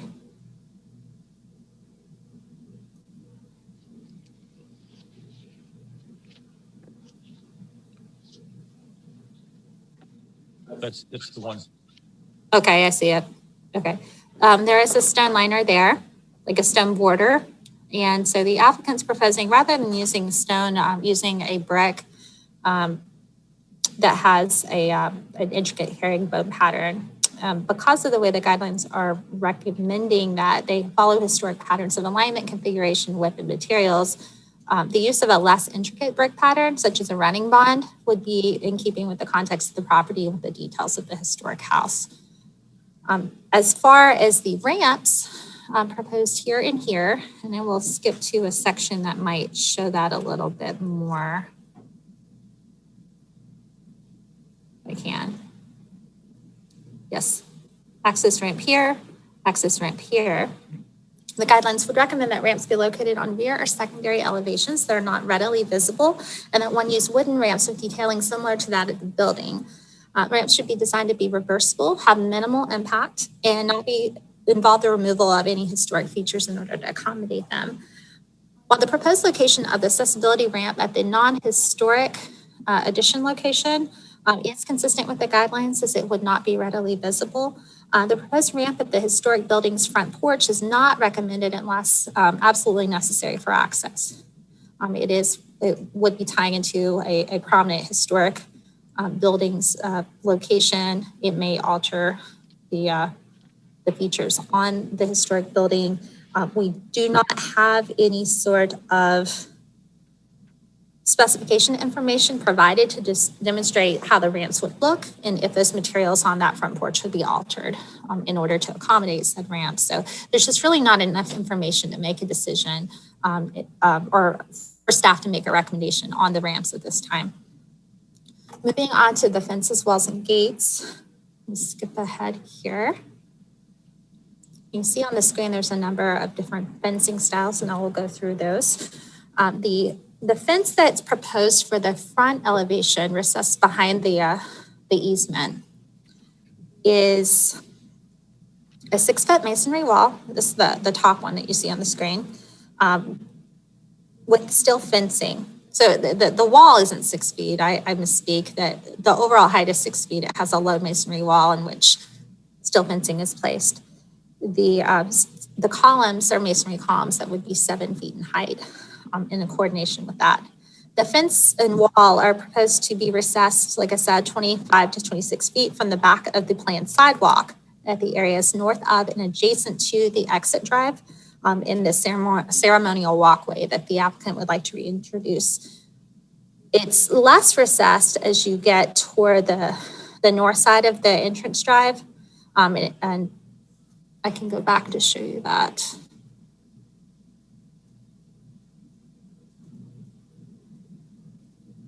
Apologies. So as you can see through here, it's recessed a little bit more. The property changes, and so there's a little bit more closeness, and then it goes further back, if that makes sense.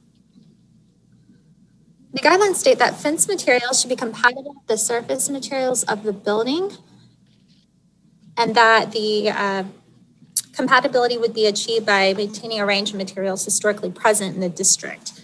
Unit size and visual and tactile material qualities of the materials should correspond with the main structure, and that fences should not exceed 3 feet in height. The guidelines define the primary yard as the area within 20 feet of the front, the facade of the building forward. And then no metal fencing beyond that, a cast iron should be utilized in primary yards. So with the proposal along the property line, that would be parallel with the sidewalk that is being installed, the proposed height exceeds the recommendations of the guidelines. The ordinance, the city zoning ordinance also recommends that no fence in the primary yard exceeds 3 feet in height as well. It does state, however, that areas for athletic fields, like this one here, can have a fence at 6 feet in height. But the Historic District Design Guidelines are very clear in its recommendation that no primary yard fences or anything 20 feet forward would need to be no more than 3 feet in height. So with that, the zoning ordinance would be accepting of this fence shown here with the no masonry wall for the athletic field, but the Historic Zoning Commission would need to approve it at the 6 foot height if it finds it appropriate in light of the guidelines. The fence shown on the top 2 sections, as shown here with the low masonry wall, would need to be considered in light of the Historic District Design Guidelines for approval and also by the Board of Zoning Appeals for approval, because they exceed the height recommended by the guidelines and regulated by the zoning ordinance.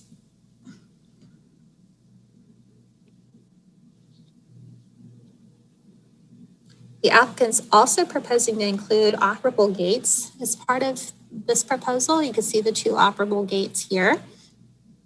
The operable gates would need to be configured to swing inwardly and to not slide. The applicant shown on their site plan kind of a mix of gates that swing in and out. Really, one of them swings inward. One entrance has a gate that swings inward and one swings outward. So I'm not really sure if that was the intention, but the guidelines would recommend that they swing inwardly and not into the public rights of way or easements.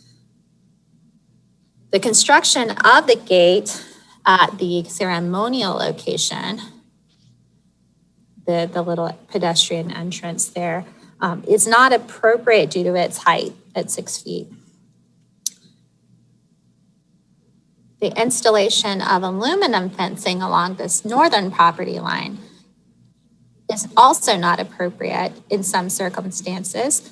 The applicant did not provide a specification sheet related to that proposed fencing, but the guidelines do state that no fence material that's metal, unless it's cast iron in material, can be permitted in primary yards. And again, a primary yard is anything within 20 feet of the front wall of the house forward. So a good portion of that aluminum fence would not meet the recommendations of the guidelines. There is a section that would, however. As for the pierced masonry wall, I will skip to the section that shows it. This would tie into behind the area behind the historic forum at the location of the addition behind it, and close off the area north of the entire building forum for an outdoor classroom. That masonry wall at 6 feet in height with 7 foot columns is in keeping with the intent of the guidelines. I'm going to move on to the accessory structures. Again, these are proposed at the athletic field area. There is the existing greenhouse. There was a photograph provided for you in these materials.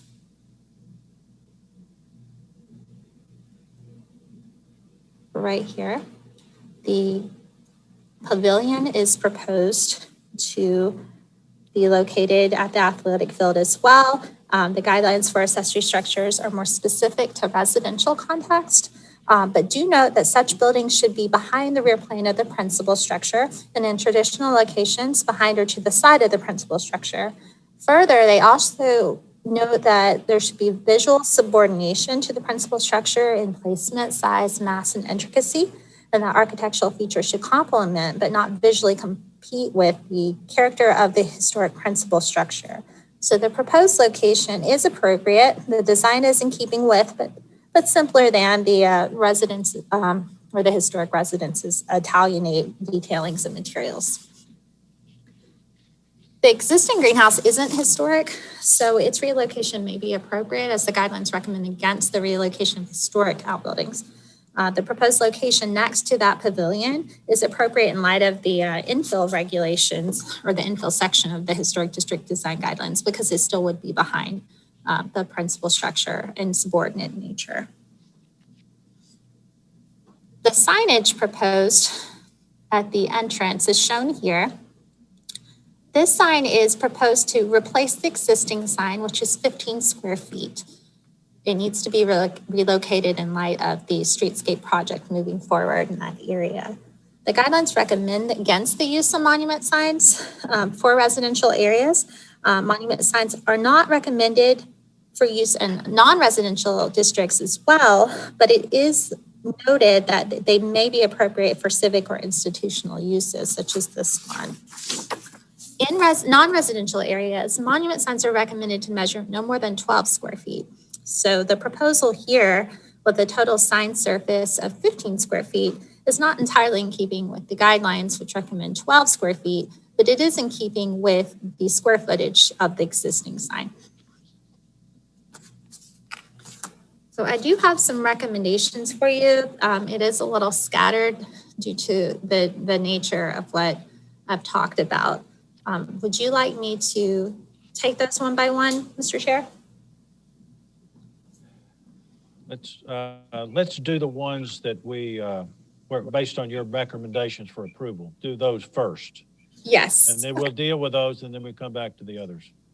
Okay, so as you saw in your staff analysis and recommendation, I did label the alterations I went through alphabetically to try to help with the recommendation. That's great. Alterations A, B, J, I, and K. So A, B, I, J, and K, which would be the proposed parking and driveway alterations, the introduction of a pedestrian walkway at the front of the property, the rear yard pierced masonry walls, and the pavilion construction and the relocation of the greenhouse are all recommended to be approved by the Historic Zoning Commission with the following notes: that the applicant utilize a simpler bond pattern for the pedestrian walkway for better consistency with the applicable guidelines.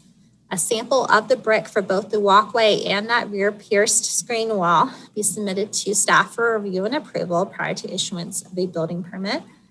That the application meet all the requirements of the city prior to issuance of a building permit, and that any changes to that plan be submitted to staff for approval or to the Historic Zoning Commission for approval prior to moving forward. Thank you. All right, thank you. And for the applicant, before you speak, you can give an overview of the whole thing if you'd like, but let's deal specifically with items A, B, I, J, and K, if that works for you. And you're on, whoever from the, I see Jim Cross and I see Gary Batson. And I believe you have Will Chris, Cross, I think, is somewhere down there too. Chris and Dwight from Kaiser Vogren Design as well. Mr. Chairman, this is Jim Cross.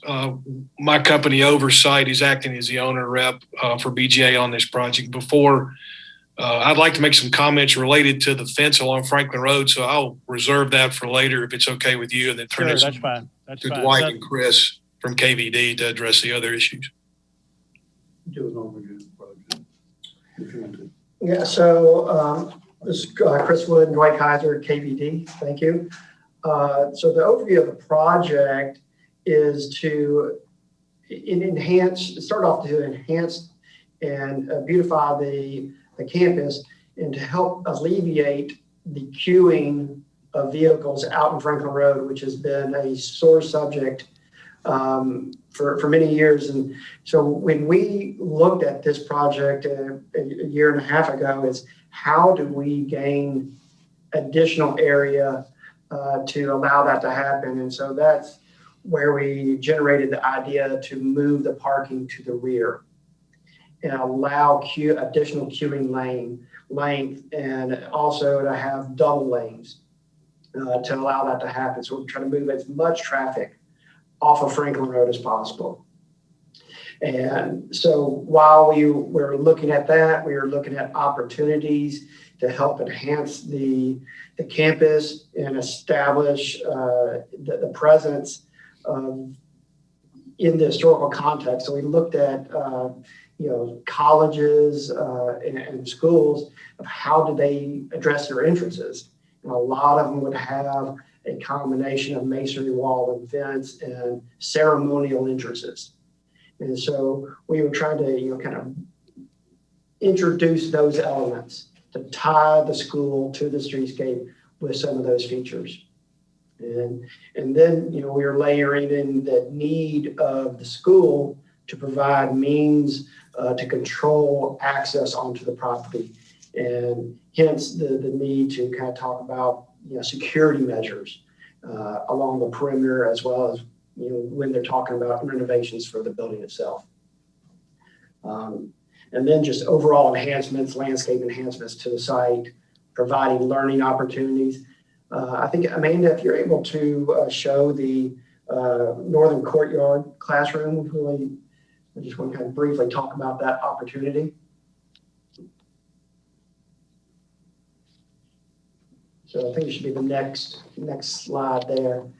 So this particular area on the northern side of the campus is really unused. They've got some features out there, but it really stays muddy and it's not very conducive to learning. So we generated a concept to have essentially a linear kind of classroom with different areas of opportunity for learning, a little amphitheater-esque type of element, which is labeled as number 2, which then has a little circular wooden stage. Then as we move to elements 3 and 4, another little opportunity for kind of whimsical seating and and a tile area where art can be drawn on the floor, on the ground plane, and then an art wall where student artwork can be displayed, and then incorporating synthetic turf so it can be used throughout the year. And then have the opportunity, where item number 5 is, for introduction of garden beds, raised garden beds for the young students. This would be mainly kindergarten, maybe first grade here, with a little small garden shed to hold those implements. So thank you, Amanda. Amanda, let me, if you'd go back one, this is Dwight Kaiser speaking. I'd just like to talk about the general design. When we first started looking at the site, there was this general feeling that with the parking lot, the trash bins and everything up front that presently occupies what we're calling now the sports field, and even the parking layout in front of the house, I feel that over time, the site kind of degraded the historical context and nature of the Cox House itself. So our goal was to try to replicate in some form what may have occurred back in the day with a front yard and even a side yard. So the idea that we really pushed and talked through with our clients was the introduction of yards to the street and pushing vehicles back. Now, part of that, what that did was we've got a conflict potentially of traffic and student movement. Now, recall that these are preschoolers up to 4th grade, so fairly young students, right? Wanting to have that grass up front, we also had to deal with vehicular and student access and crossing, you'll see that we have a raised access that goes actually from the building directly to the gazebo, as I call it. And that was very key that we have that, because presently the children have nowhere to go in case it starts raining. They have nowhere, nothing really contains them either, other than some temporary type of bollards and chains that were put up. So we really struggled and concentrated on making sure we had good control from just student movement and vehicular movement. And so that's how we came up generally with this design of more green up front and relegating the traffic and the pavement to the back. And that's kind of just in general how we came up with this scheme. Thank you. Okay. Anybody else from the applicant that would like to talk on, and specifically on the first several items that are articulated, the vehicle circulation, the pedestrian area, the pierced masonry wall, the accessory pavilion, and the relocation of the greenhouse? That's really what I want to deal with first. Okay. Hearing none, are there any citizens that wish to comment on this portion of the application? There are no citizens on the line. All right, thanks. Then let's have a motion from the commission. And is everybody clear on this? Again, our first motion would be to deal with A, vehicle circulation, B, pedestrian circulation with the walkway, with the ceremonial walkway, I, the pierced masonry wall, and the J would be the accessory pavilion, and K, the relocation of the greenhouse. This is Lisa Marquardt. I'll make a motion to approve with conditions a certificate of appropriateness for the proposed parking and driveway alterations A, B, I, J, and K. Thank you, Lisa. Is there a second to that motion? I'll second that. Thank you, Kelly. Okay, discussion. I want to applaud them for figuring out a way to get some more vehicles on the property and off Franklin Road as a BGA parent and I could concur with that as one who has had several attend that school, and also to go up and down Franklin Road when I don't have children in that school. This is a tremendous addition. I concur. And the circulation within the property will be enhanced tremendously. And I also think that the reversal of the parking on site and the sports field or the playground or whatever you want to call it is a great addition to move that parking to the back. So I'm fully supportive of everything that you've shown in this pieces of the application. Thank you. Any other comments?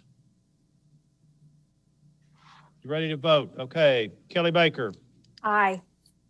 Susan Besser. Aye. Brian Laster. Aye. Nick Mann. Aye. Lisa Marquardt. Aye. Mary Pierce. Aye. Ken Scalf. Aye. Kathy Worthington. Aye. And Jim Roberts. Aye.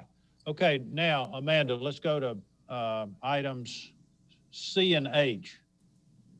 Yes, thank you.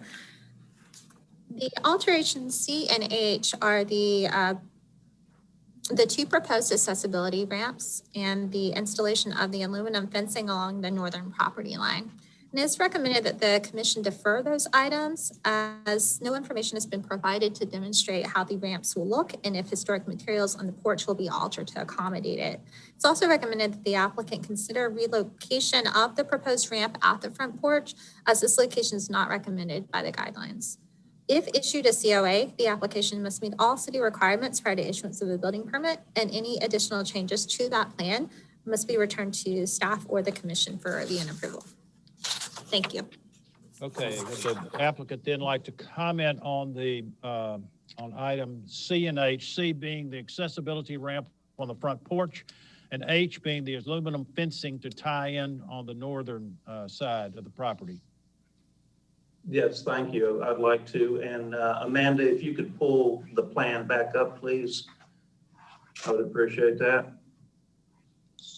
As some of you that have had students there, you may know that the finished floor elevations between the historic Cox House and the addition that is not historic are roughly about 3.5, 4 feet in grade change. So there are right now internal steps. There are plans to hopefully in the future add a ramp that would connect these things to comply with ADA accessibility. However, from what is considered the main entrance, there is currently no ADA accessibility to the primary Cox House where administrative offices are. We look very carefully at opportunities to provide that access, and really the only place we can access is at a door on the northernmost end of the patio. Perhaps you can point that out or even see it on there.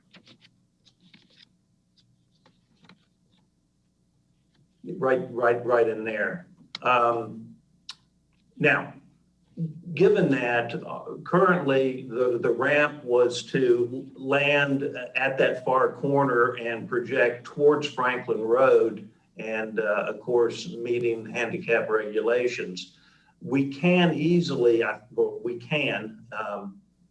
believe, reverse the ramp so that the landing is in the same place, but perhaps take it back towards the addition as opposed to out towards Franklin Road. And I think that would probably accommodate the majority of the concern in its physical location. Again, we're trying to accommodate all ADA requirements, and having access for wheelchair-bound folks to the main Cox House is the entire goal here. The second ramp that goes to the northern playground, that is actually an existing sidewalk now. It's an existing ramp. Amanda, if you would show that blow up of the northern playground area. Right there, you can see that there is an existing ramp right adjacent to the building. We would be redoing probably the concrete there. But what we would do is, instead of having that grass slope, turn that into more of an amphitheater, very similar to the two images you see directly above in green, with the ramp going down the side. And this will be primarily for preschool students on the northern side. And so everything is going to be somewhat miniature in size for those little tots. And that is the whole goal. So I think that addresses both ramps. Of course, with the proposed brick screen wall, pierced brick wall, as Amanda pointed out, that ramp would not be visible from the front of the house or Franklin Road from that matter. Thank you. Any other comments from owner, representative, or other parties representing the owner on this piece of it? Okay, hearing none, let's have a motion from are there any citizens which comment on this portion of the application? There are no citizens on the line. Okay, we need a motion on this. This would be the accessory ramp on the front porch and the aluminum. We did not talk about the aluminum fencing on the north side. It's shown, but it's aluminum and which is not supported in the guidelines. So I would like to, kind of address that. This is Chris with KVD. So I think, Amanda, if you could pull up the site again.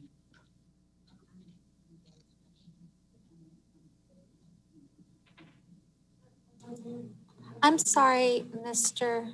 Wood. Can you repeat what you had asked me to pull up? I couldn't hear you. Just the site plan, I think it's, at least. Yeah, Right here? Yeah. Okay, thank you. So, obviously, I heard the concern that essentially no fencing that's within the primary yard, or fencing that is proposed to be in the primary yard needs to be cast iron or wrought iron, and I had noted it as an aluminum fence. I would, suggest that we can make that change. So where the fence would tie into the Pierce brick wall and going forward to Franklin Road could be that cast iron, wrought iron material. And then beyond the brick wall could move to an aluminum fence, since it wouldn't be seen. And it'd be hidden. Okay. Amanda, did you understand that? It sounds like the, and I apologize, I had to No, that's fine. address the I got emergency. you. I just- So the proposal, or what the applicant's suggesting, is that anything in front of the Pierce wall could be the cast iron, similar to what's proposed for the front yard. Okay, Correct. that would be in keeping with the guidelines, with the exception of the height proposed. Correct. Now, as far as height goes, and this could get into a long discussion, what's driving that, quite honestly, is the security of the facility itself. As you know, this day and time, things have changed, particularly for our students from pre-K all the way up to high school. And security is certainly paramount in the minds of the BGA staff and administration.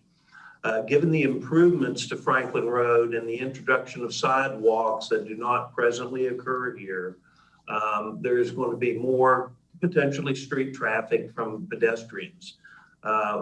We have noted, and we could certainly bring that forward if we haven't, several issues where the school has had to have people removed or asked to leave from that have accessed the school grounds, the front porch, even the existing playground, sometimes on weekends. Sometimes people just pull in to, take a cell phone call.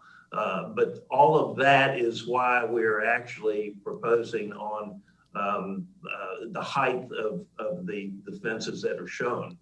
We've looked at numerous locations around the site and tried to take historical precedent in terms of the pickets that we are using, the gates and things of that nature. Some of it drew from the fence that surrounds Carton Plantation.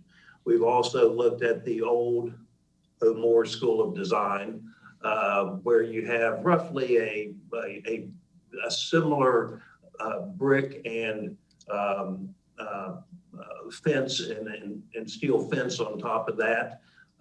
It's not 3 feet, it's probably 4.5 feet. If you look at the columns that were used there, and I know we're not comparison, but I am looking for precedent. We have some columns around O'Moore that are around the 6 to 6.5 foot, even 7 foot height when you include finials in that type of consideration. I understand that the majority of our guidelines are written for residential and not necessarily a institutional, commercial, if you want to use that term loosely here, approach. But at the end of the day, we are trying to do our best to reflect the historic nature of our city, at the same time address very real concerns from the safety and security of our citizens and, in this case, students. Thank you. Here, just share this. We're good. Thank you. Sorry, we're having some technical. We're having some issues. I apologize. Just a quick moment. She's gonna just share with me. Yeah, that's fine. I think we're We had a computer issue on this end. But I think we're good. Jim's getting set back up. Here, just, She wants to I share. I tell you what, I'm gonna just take this out, and then we won't have that. All right, just do that. Sorry, folks. All right, Ms. Pearson and I are going to share this computer. Hers has gone on the blink. They are actually distanced as much as possible.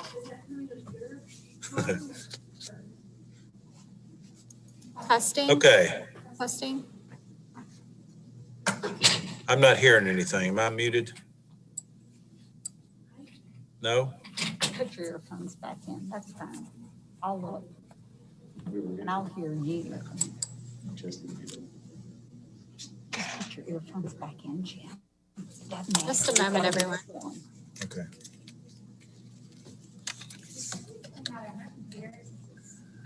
I'm not hearing anything. Of course, I can't see that. Don't you love it? Technology.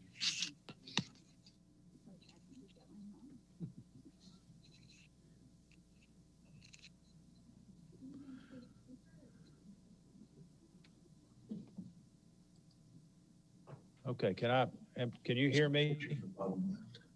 Sure. All right. Jim, can you hear me through the speaker? Yeah, I can hear you. I can hear you. Through I'm back in the earphones. Mary's gonna be silent. Okay. All right. I'm sorry, guys. I think we got the gist of your comments, though. Okay, commissioners, we have, we need a motion then on this, so we can proceed on items, alterations C and H. C being the accessibility ramp on the front porch, H being the aluminum fencing to tie into on the north side. And what the applicant has said is that they would adjust the fencing on the north side where it's cast iron going forward from the brick wall and then aluminum on the back. The height then would be the same, though, at 6 feet as proposed. So And is there a motion on that? And please keep in mind that, you know, the majority of the fencing is in the next motion. If this one's entertained, it would be at the height of 6 feet, which is something that would require a variance from the Board of Zoning Appeals, but isn't necessarily something that would be granted. We're not certain. It would need to go through a different body if approved by the commission as well.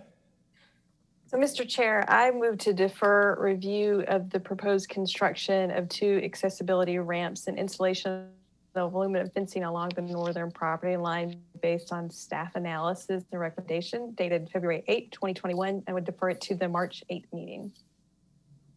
I'll second. This is Lisa. All right, any discussion? So my reason for deferring, even though the applicants made some offers on ways to adjust that, is that I just would like to have more discussion about the ramp and the fencing, and I think that warrants a design review conversation.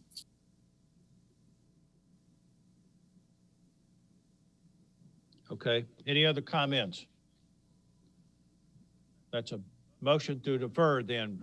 Kelly's made, Lisa's seconded. Any other comments?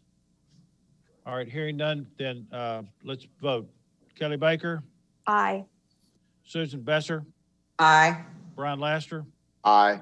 Nick Mann? Aye. Lisa Marquardt? Aye. Mary Pierce? Aye. She votes aye. Ken Scalf? Aye. Kathy Worthington? Aye. Jim Roberts, aye. Okay, now we're ready for the last part, which is items D, E, F, G, and H. D being the 6-foot fence and masonry wall across the front. E being the operative gates across the front. F being the gate at the ceremonial walkway. G being the 6-foot fencing along the athletic field. And L being the double-sided monument sign. And I believe I covered the monument sign in the discussion, correct? The 15 square Yeah, foot? you did. Okay, You did. I think I was forgetting and thinking of the sign in the next application. I apologize. So the recommendation for the items that the chair just listed would be denial with the following.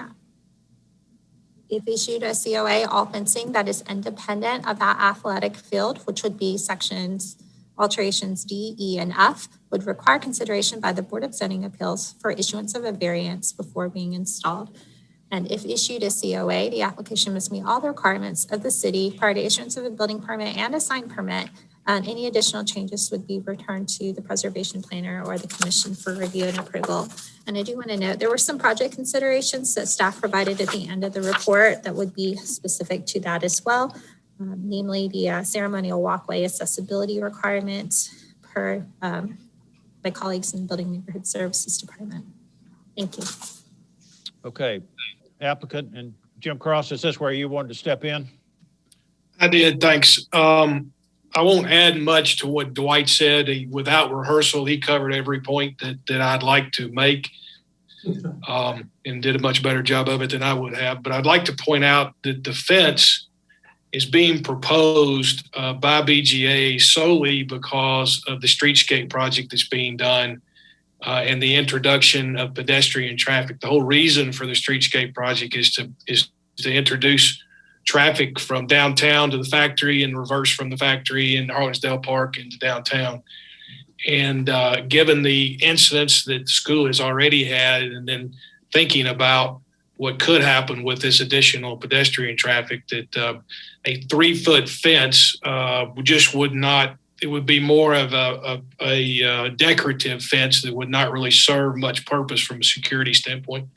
So the 3-foot fence just is not something that we could consider to put there. And we feel like that it's the safety of the students there that we need to take into account. Second of all, the use of this building, this property as a school, as with any zoning ordinance or design guidelines, not every situation can be taken into consideration. And I think this is a unique situation given the fact that this use is located where it is and this close to downtown and in the historic district. So I would just ask, as you consider this, to keep those items in mind, that we really want to take the safety of our students is a paramount concern. Thank you. Okay. Mr. Kaiser, do you want to comment any more? No, sir. That's good. Thank you. All right. Are there any citizens which comment on this portion of the application? Then we're to the commission for comment or motion. Again, this is on the 6-foot fence, or we can break this apart if anybody would like to break these portions apart. The 6-foot fence and the masonry wall across the front, the operative gates across the front, the gate at the ceremonial walkway, the 6-foot fencing along the athletic field, and the double-sided monument sign. Mr. Chairman, I'd like to split that, just the fencing and the gates and the signage. All right, that's fine. I'd like to make a motion to approve the signage as presented. All right, is there a second to that? I'll second. Who was it? Ken? Ken. I'm sorry. All right, comments on the signage, the monument signage. I think this is a 15 square foot sign area that's replacing a 15 square foot sign area that has been removed because of the streetscape. That's right, and that's why I'm voting for in support of that, despite the guidelines being 12 feet. If it's replacing an existing signage, I'm okay with that. Agreed. Any other comments on that? Okay, ready to vote. Kelly Baker. Aye. Susan Besser. Aye. Brian Laster. Aye. Dick Mann. Aye. Lisa Marquardt. Aye. Mary Pierce. Aye. She votes aye. Ken Scalf. Aye. Kathy Worthington. Aye. And Jim Roberts. Aye. All All right, then, so that takes out the L. So we have D, E, F, and G left, which is all the fencing and gates. So is there a motion on that? This is, the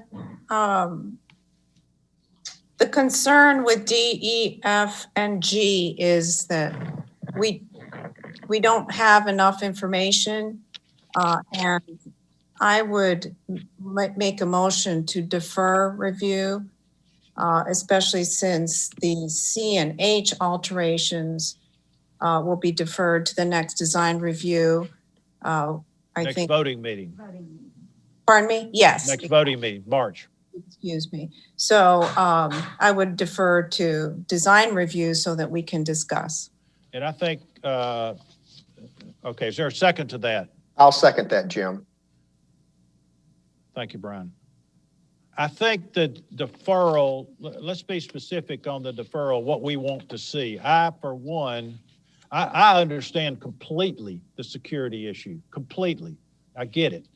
I think the best thing to do is that we need a little more perspective on the site sections that are, oh gosh, the roadway perspectives that you've drawn here, which are really good, but I think we need to really get a better feel on what that fence looks like. It's this drawing, if you can see what I'm holding up sideways. Let me do a better job. Yeah, Robert, so if I can clarify, I think I know what you're asking. You're asking for a rendering that shows the fencing as it would look from in front of the historic house, correct? From the road.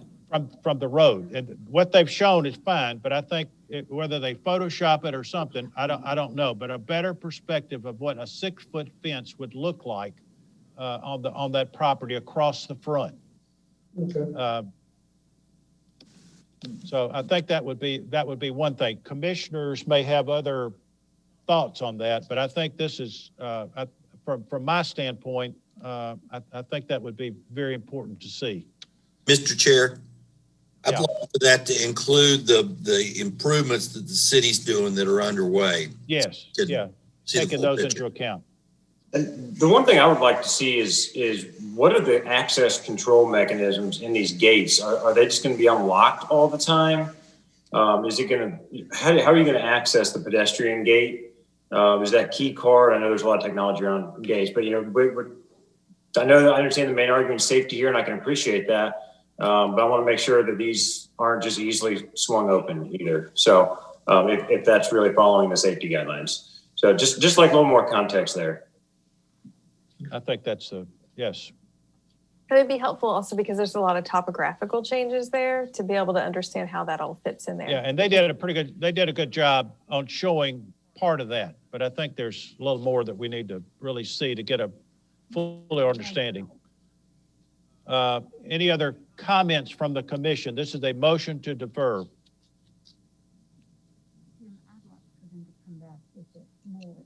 What? Ms. Pierce is making a request. Just a moment. Yes. Good. Ms. Pierce has asked that we be able to see it in a 3D context, the perspectives. So that would be very helpful too. I think we're on the right track. I think we just got to get a little more clarification and information. So it's a motion then to defer to the March meeting, the fencing items that are D, E, F, and G. Okay, any other comments? Then this is a motion to defer. Kelly Baker. Aye. Susan Besser. Aye. Brian Laster. Aye. Nick Mann. Aye. Lisa Marquardt. Aye. Mary Pierce. Aye. She votes aye. Ken Scalf. Aye. Kathy Worthington. Aye. And Jim Roberts. Aye. Okay. That is all of this application for now. Thank you. Thank you. Thank you. Thank you all. Great work so far. And Thank you. Mr. Wood, with your consent, I'll add this item to the February 15th Design Review Committee meeting for discussion. Okay, thank you. You're welcome. Thank you, Linda. All right, we're on to item 7 now, which is, we're back to Bradley Academy. Item 7460, consideration of alterations, facade material and fenestration patterns, utility screening, new construction building canopy, and signage at 150 Franklin Road. Thank you, Mr. Chair. I try to be very thorough in my agenda line items. You have so everyone been. knows what we're talking about. So this is the remainder of the proposal for the Lower Campus VGA. This is more specific to the building facade changes and includes a masonry sign as well. The proposal also includes some utility screening, and the proposals in coordination again with the improvements proposed and some approved just with the last item for the overall site in conjunction with the Franklin Road improvements project that's ongoing. The campus has the 1891 historic house listed on the National Register of Historic Places, but the proposals for the non-historic portion of the building are more non-residential in character. So the application contemplates use of the non-residential guidelines for this analysis. This was brought in some capacity to the Design Review Committee during its September 2020 meeting to discuss. And I believe that the applicant the architect is representing the owner of the project at this meeting tonight. I'm going to share the screen so you can see the proposal. Just a moment. Oh, wrong one. That might have been the right one. That is it. That is it. Well, this is the site plan. Just a moment here. I'm going to close the screen again. I think I closed the file by accident.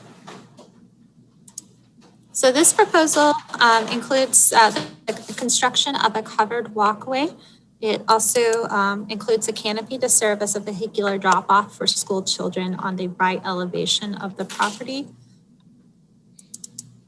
The alterations include facade material changes and a fenestration alteration. The fenestration alteration would really be the reorientation of the windows and doors, their removal, and the introduction of storefront kind of aluminum configuration of windows and doors. I believe I have the plan up. I got confused because it has the site plan included from KVD, and I thought I was closing that file and not this one.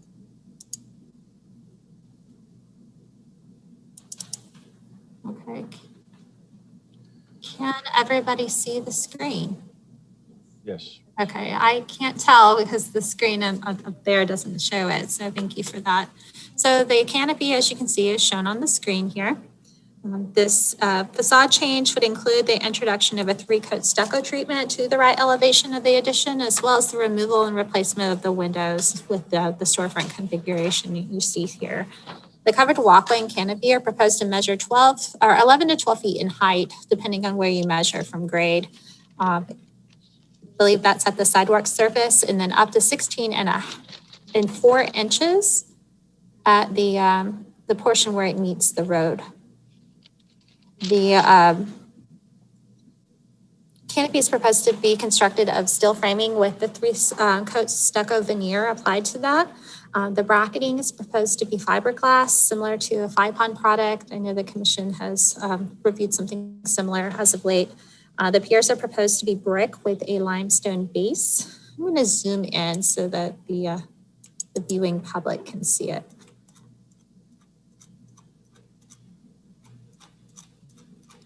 Okay, I hope that you guys can see that a little bit better. I did get some emails asking to be able to see this a little better, so I'm going to try to do that. Okay. So 11 to 12 feet in height from here to here. The max height from the grade here to here would be 16 feet, 4 inches. The concrete steps with the metal railings allow the pedestrians to access this drive aisle. And the facade is proposed to have that stucco coating and the prefab windows and doors. The guidelines recommend against the application of stucco or drive-it surfaces to historic buildings, but as a non-historic portion of the building, proposed treatment is appropriate as it corresponds to the materials and detailing of the historic Italianate home on which the addition is situated. The guidelines also state that aluminum with a darker bronze finish may be appropriate for these windows and doors. The addition to the historic house is modern. It's a non-contributing element to the site, so it's not determined to add historic or architectural value to the period of significance currently defined for the Franklin Road Historic District. And in the cases where proposed alterations to non-contributing buildings are entertained, the alterations are reviewed in light of the guidelines, specifically in relation to how the proposed alterations would impact both the character of the district and the surrounding buildings and the house itself, or the building itself. While the alterations will be visible from Franklin Road, they are limited to this non-historic form and will be more in keeping with the historic portion of the building than existing additions, materials, and form. The applicant responded to the September 2020 Design Review Committee comments about detailing. They did lower the limestone base height on the piers here. They also removed the decorative bracketing from the entirety of the canopy where there's not an entrance element. So you can see there's still bracketing where an entrance is proposed, but the bracketing has been removed elsewhere where it used to be proposed all the way across. As for the utilities screening, you can see there's some utilities proposed on the rooftop, and there's also a transformer here that's proposed to be screened. The masonry columns here are proposed to anchor a 6-foot tall hardwood vertical board fence to screen that transformer. The guidelines recommend that utilities be placed along rear elevations or otherwise out of view from the main street, and that visibility should be further implemented through the use of landscaping and fencing. And so the application is consistent with the guidelines for this portion. Additionally, the screened equipment, the top, the guidelines recommend that roof mounted systems be placed such that distance or elements like parapets keep them from view. And because the addition is flat roofed, it is more difficult to screen those. So the use of an unobtrusive screening like this fence, louvered fence here, may be appropriate.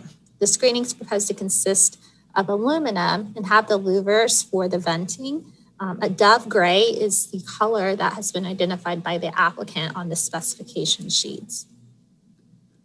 The signage here is also proposed. This is not entrance signage, but it's more of a sign treatment to serve for the drop-off area. Monument signs are not recommended in either residential or non-residential areas of the historic districts in Franklin, though it is noted that they may be appropriate for civic or institutional properties, such as this one. In non-residential areas, monument signs are recommended to measure no more than 12 square feet in the historic district design guidelines and no more than 6 feet in height where deemed appropriate. The proposed sign measures 26 feet 4 inches wide, and depending on where you measure, I think the low end is 3 feet in height and the high end is 3 feet 8 inches in height.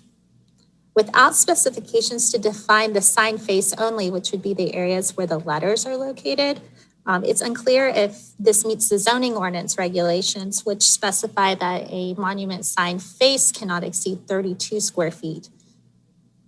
The one can surmise based on the dimensions provided that it does exceed the recommendations of the guidelines of 12 square feet. But do note that this is a different monument sign than the one that was entertained on the last item for the front. I just want to be clear on that. So with all of this, it is recommended that the facade alterations, the canopy that you see here with the covered canopy here with the covered walkway across the building, and that the utility screening on the roof and over here to the side be approved with the following. that the brick color, texture, and profile of that canopy should coordinate with that in the building per guidelines, and that sample of that brick should be submitted to staff for review and approval prior to issuance of a building permit. That the illuminant storefront system for the windows and doors have a dark or bronze finish per guidelines. The rooftop mechanical screening must be recessed so as to lessen its visibility or prominence per guidelines. And that the application meet all the requirements of the city prior to issuance of a permit, and any changes be submitted to staff for review and approval prior to issuance of a permit. Thank you. So just to clarify, that's everything that's been proposed this evening except for the sign. Say that again, Amanda. Staff is recommending approval with conditions of everything that we've discussed for this item with the exception of the sign, which I'd like to discuss. That's correct. Okay. Thank you. Would the applicant like to comment on this application? Hi, it's Kent McLaughlin, Gilbert McLaughlin, Cassell Architects. The recommendations we agree with. We have no issues with the recommendations. I would like to highlight that currently, I don't know, Amanda, if you can go to that rendering, the renderings that are looking from Franklin Road. I just want to point, and this has to do with the equipment on the roof. Currently, I sure can. Is this what you're looking for? There's one that's a little further back. It's more from the road, but yes, okay. I've got zoomed in too far, sorry. Yeah, that's good right there. Right there. Yeah. Well, you can't, but currently there is equipment on the roof that is not screened. And if you can see, there are vents that come out of the roof as well. There's a kitchen directly below there. We're actually moving some of those that are close to the building edge to push them back off the roof edge as far as we can.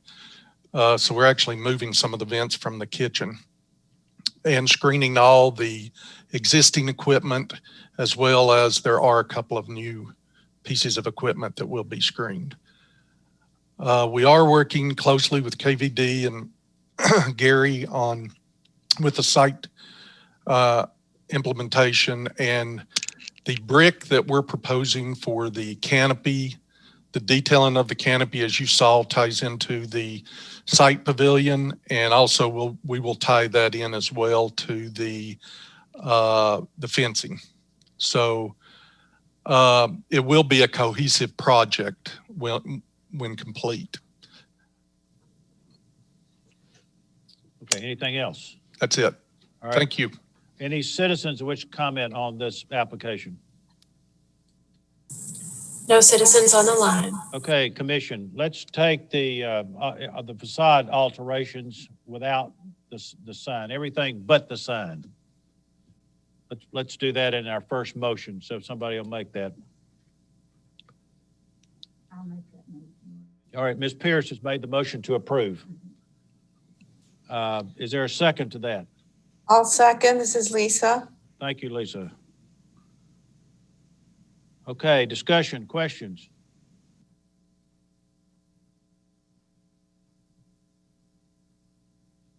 Okay, you ready to vote? Kelly Baker, Aye. Susan Besser, Aye. Brian Laster, Aye. Nick Mann, Aye. Lisa Marquardt, Aye. Mary Pierce. Votes yes. Ken Scalf, Aye. Kathy Worthington, Aye. Jim Roberts, aye. All right, on the sign, let's have a motion on the sign. Chairman Roberts, I move to deny issuance of certificate of appropriateness for the proposed side elevation monument signage based on staff analysis and recommendation. Thank you, Commissioner Laster. Is there a second to that? I will second that.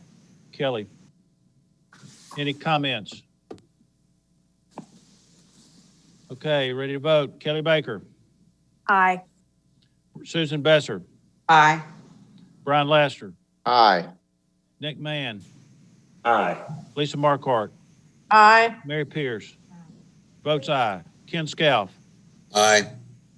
Kathy Worthington, Aye. Jim Roberts, aye. All right. Ken? Yeah, they can come back. They could come back with some other modification to it. Thank you all. Mr. McLaughlin, would you like that, the sign to be added to the design review committee meeting for February 15th? Yes, please. Okay, I can do that. Thank you. Thank you.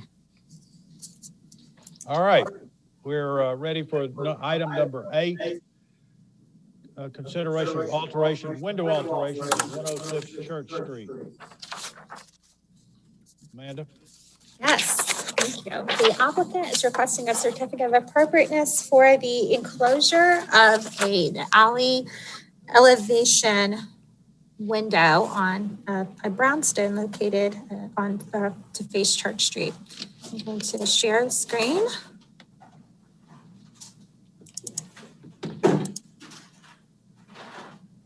And of course, I closed the wrong one. Just a moment.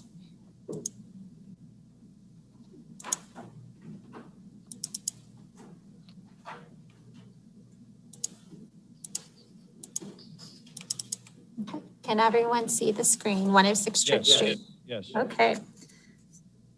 So this is the window from the interior. Here's the window as viewed from the exterior. This is from the alley and looking upward. This is the window. And then this is the treatment that's proposed to enclose it, which is similar to a treatment elsewhere on the building. Here's the front facade, and this is the alley location where the window is proposed to be bricked in. And to see more views of the alley location in this view. So the guidelines recommend that one preserve and maintain historic window openings and windows in their openings, and that one not enclose, reduce, or otherwise obscure historic windows.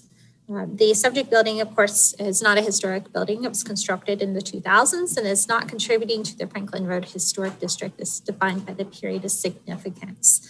As a non-contributing building to the historic district, the alteration may be considered in light of how the proposed alteration would impact both the building and the character of the district and surrounding buildings.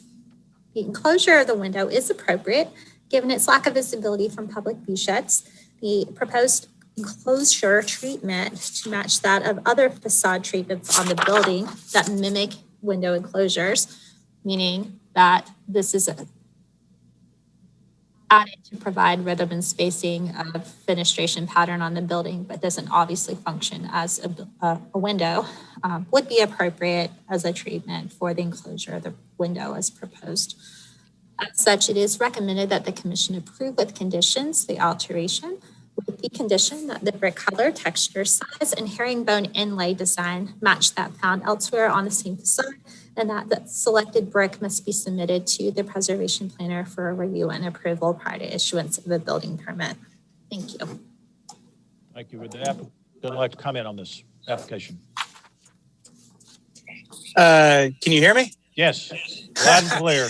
Sorry, I'm in the car. I thought I had time to get home. I've been sitting at my office for a while. Amanda, you did a great job explaining it. Essentially, these brownstones were built with these filled in facades to give it sort of a historic look of a historic house that had been modified at one time.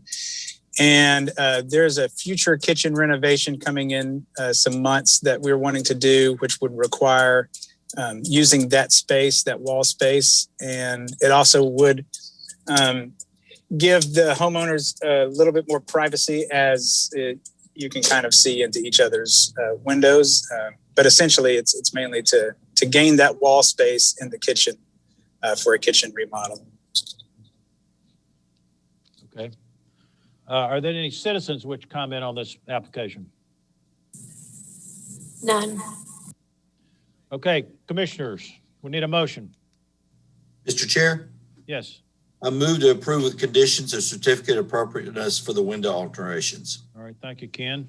Is there a second? I second that, Mr. Chair. Thank you, Kathy. Any discussion? Hearing none, I guess you're ready to vote. Okay, Kelly Baker, Aye. Susan Besser, Aye. Brian Laster, Aye. Nick Mann, Aye. Lisa Marquardt, Aye. Mary Pierce. Votes aye. Ken Scalf, Aye. Kathy Worthington, Aye. and I vote aye. So that is, thank you, Mr. Williams. Sorry Thank you had to so wait. much. That's Sorry you had to okay. wait so long. Worth the wait. I appreciate it. All right, we need a motion to adjourn and thank Mr. Squires for hanging in here with us. I'm glad we did not make any legal guffaws during the Absolutely. It's good to see process. everybody. Thank you Mr. very Chair, much. Mr. Yes. Chair.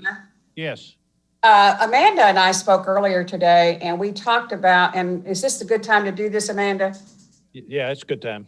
Okay. I would like to see us do something to do some education for the people that are in the Lancaster Drive area. As you know, we've been really trying to protect that area in terms of the height from Splendor Ridge. And in fact, I just recently was asked to become involved in a project that would involve tearing down one of the houses. And I realized I simply could not do that.